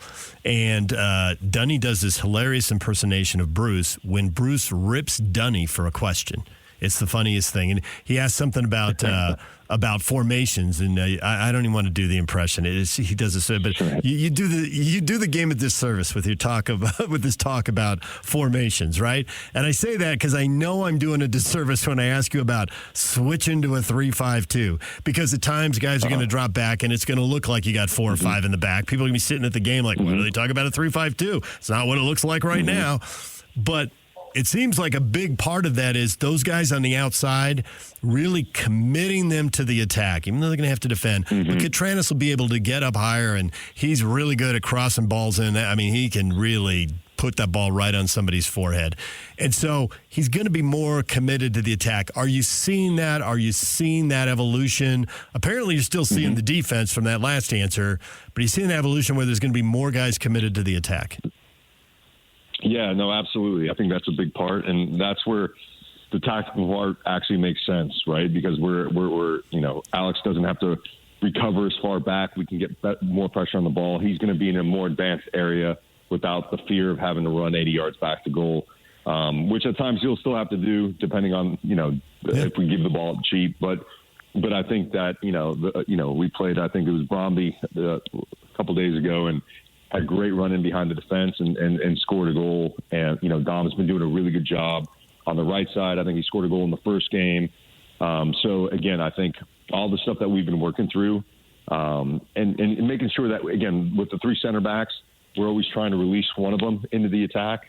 So for as much as it looks like 3, we want to have 3 in the back to really control the flow of the game. But when we see the certain cues and triggers, releasing one of those to add another number in the attack with a wing back as well, provides the element of surprise to defenses. And so, just with those 2 guys scoring goals from those wide positions, I think it speaks to we're making some really good progress in this new formation.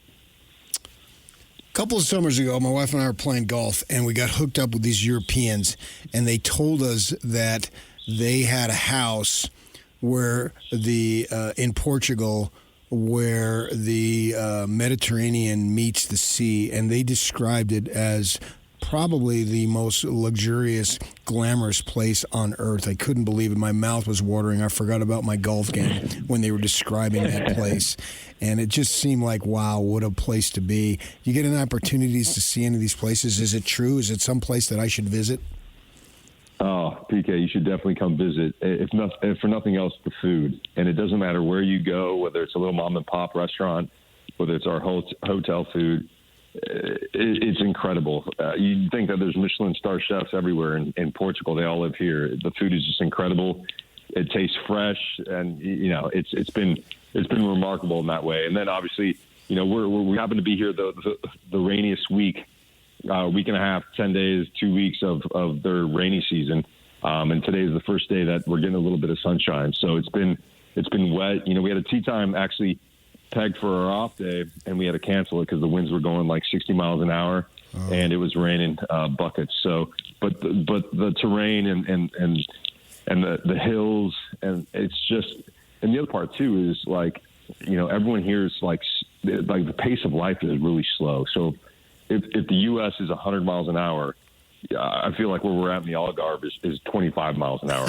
Everyone's walking, everyone's strolling, everyone's talking.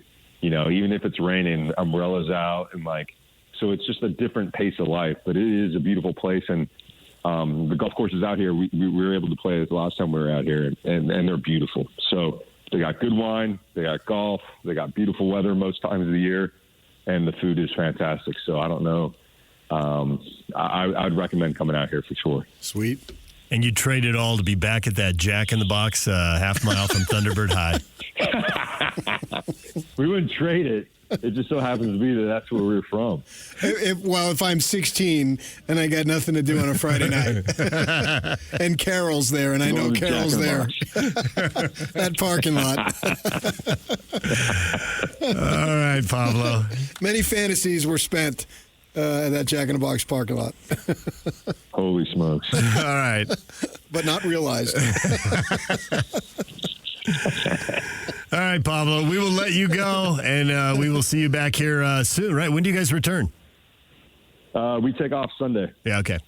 I knew it was coming up. So we'll be back soon. All right, we'll talk to you, Pablo. Thank you. All right, guys. Thank you. All right.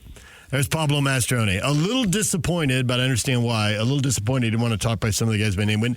When they're going through the visa thing, apparently it is, and this is a lesson I guess that was learned a long time ago, and I think even long before RSL existed, but certainly it's become even more intense with obviously all the headlines we've heard the last few years. It is, no one does themselves any favors by talking about people who still have to go through that visa immigration process as if it's done. That doesn't help. It can slow things down dramatically. Well, get it done. I know, but it's not done by the club. They're here to play. I know, but it's not done by the club. I know it's done by government officials. It's not done by the club. I fully understand that. They don't appreciate assumptions being made out in the media. So you'll find whatever club, general managers and coaches will start tap dancing like crazy. But it does sound like it's close. Essentially, that was a great question by you as far as play ball. The season.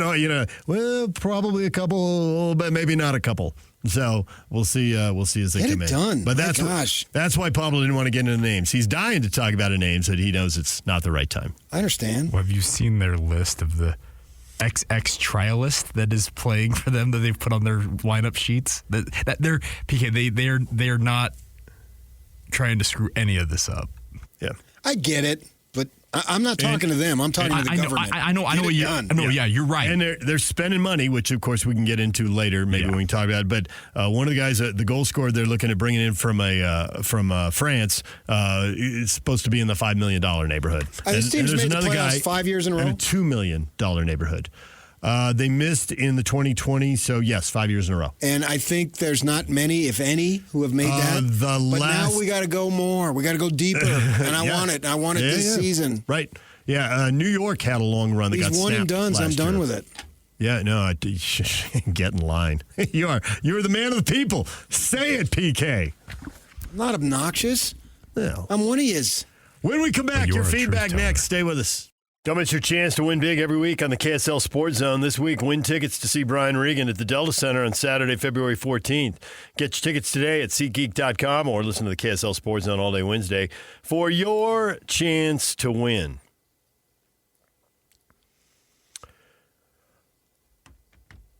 Questions, so many questions this morning. AJ Dybantsa versus Darryn Peterson, BYU versus Kansas. Are you fired up for this or what? I am. You should be. I'm fired up for it. Potential Jazz players, no less. Potential, absolutely. It could happen. Yeah. You got to get fortunate. If not, players who could still be on teams in the West that impact the Jazz fortunes. I think what will happen is Dybantsa will say to any team, don't draft me because I'm just going to force a trade to Utah. Okay. Like Eli Manning, John Elway. Yeah. There's been a few others. Kobe. Yeah. Danny Ferry. Probably shouldn't have been Danny Ferry. I'll go to Europe for a year. Brian Shaw did go to Europe for a year. Played in Italy. He didn't like where he's drafted? I can't remember the whole thing about that. I mean, he grew up a Laker fan, and I think the Celtics drafted him. But I'm trying to think why he went overseas for a year. If it's just a contract money issue. One of those Lions-type missions? No, it wasn't that. Jesse says this might be fun. It's just a meaningless regular season game, though. Hopefully Peterson doesn't load manage and miss the game. It's not meaningless. It's not all that, but it's not meaningless. It has some meaning. I think it does. Yes. It can impact, certainly it can impact seeding. The committee looks for big wins, and they look for big road wins. And right now, I think most people would say that BYU is a 3, 4, or 5 seed. So why not go for a 5? Or I mean 3, and maybe even a 2. I don't know that it matters much difference between a 2 or 3, but and your team is with these new teams every year. You need confidence. Yes, and they've lost 2 out of 3. Yeah, you so played go 2 get a ranked W. teams in the conference and you lost. I think it's that simple. They've lost 2 out of 3, and AJ's thinking, I haven't really scored the way I can score in 3 out of the last 4. Even when he's scored, it hasn't been efficient. The shooting percentage has been too low. He's not out here to miss shots. Nobody's feeling good about that. And you can't tell me he's not thinking, hey, big game, NBA. I am 100% sure that he is thinking, this is a big game, and I think he's thinking, I haven't shot it as well as I could for multiple reasons. Part of it is sometimes you miss shots. I know he had the hard fall in his shoulder that impacted him that game. He's supposed to have been sick and all. But it's just like he's been sick and taken hard falls before. He's not a player who's walked up the court very often thinking, I've shot the ball and scored at a lesser rate and been less efficient and scored fewer points in 4 of the last 5 games. He's not a guy who's been through a lot of slumps. He's a guy who's done a lot of dominating. And I think that's his mindset, and I think that's what he's going to try to do Saturday. And the only question in my mind actually isn't, I have 0 questions about his want to. It will be, will he get too locked in on doing that because he can pass the ball and he will face 2 defenders and will be open teammates. And it's like you said, like, does he want to jack it up every time? Is that the best thing for him individually or the team as a group? No. Just play your game. Pick your spots. And he's got more spots than most people, obviously. Oh, he's a leopard. There it is. David Locke, Aggie coach Jerrod Calhoun, RSL coach Pablo Mastroeni, wherever you get your podcasts. Listen online. Yock's putting them up. YouTube, KSLSports.com. They're everywhere. Jake and Ben are here next.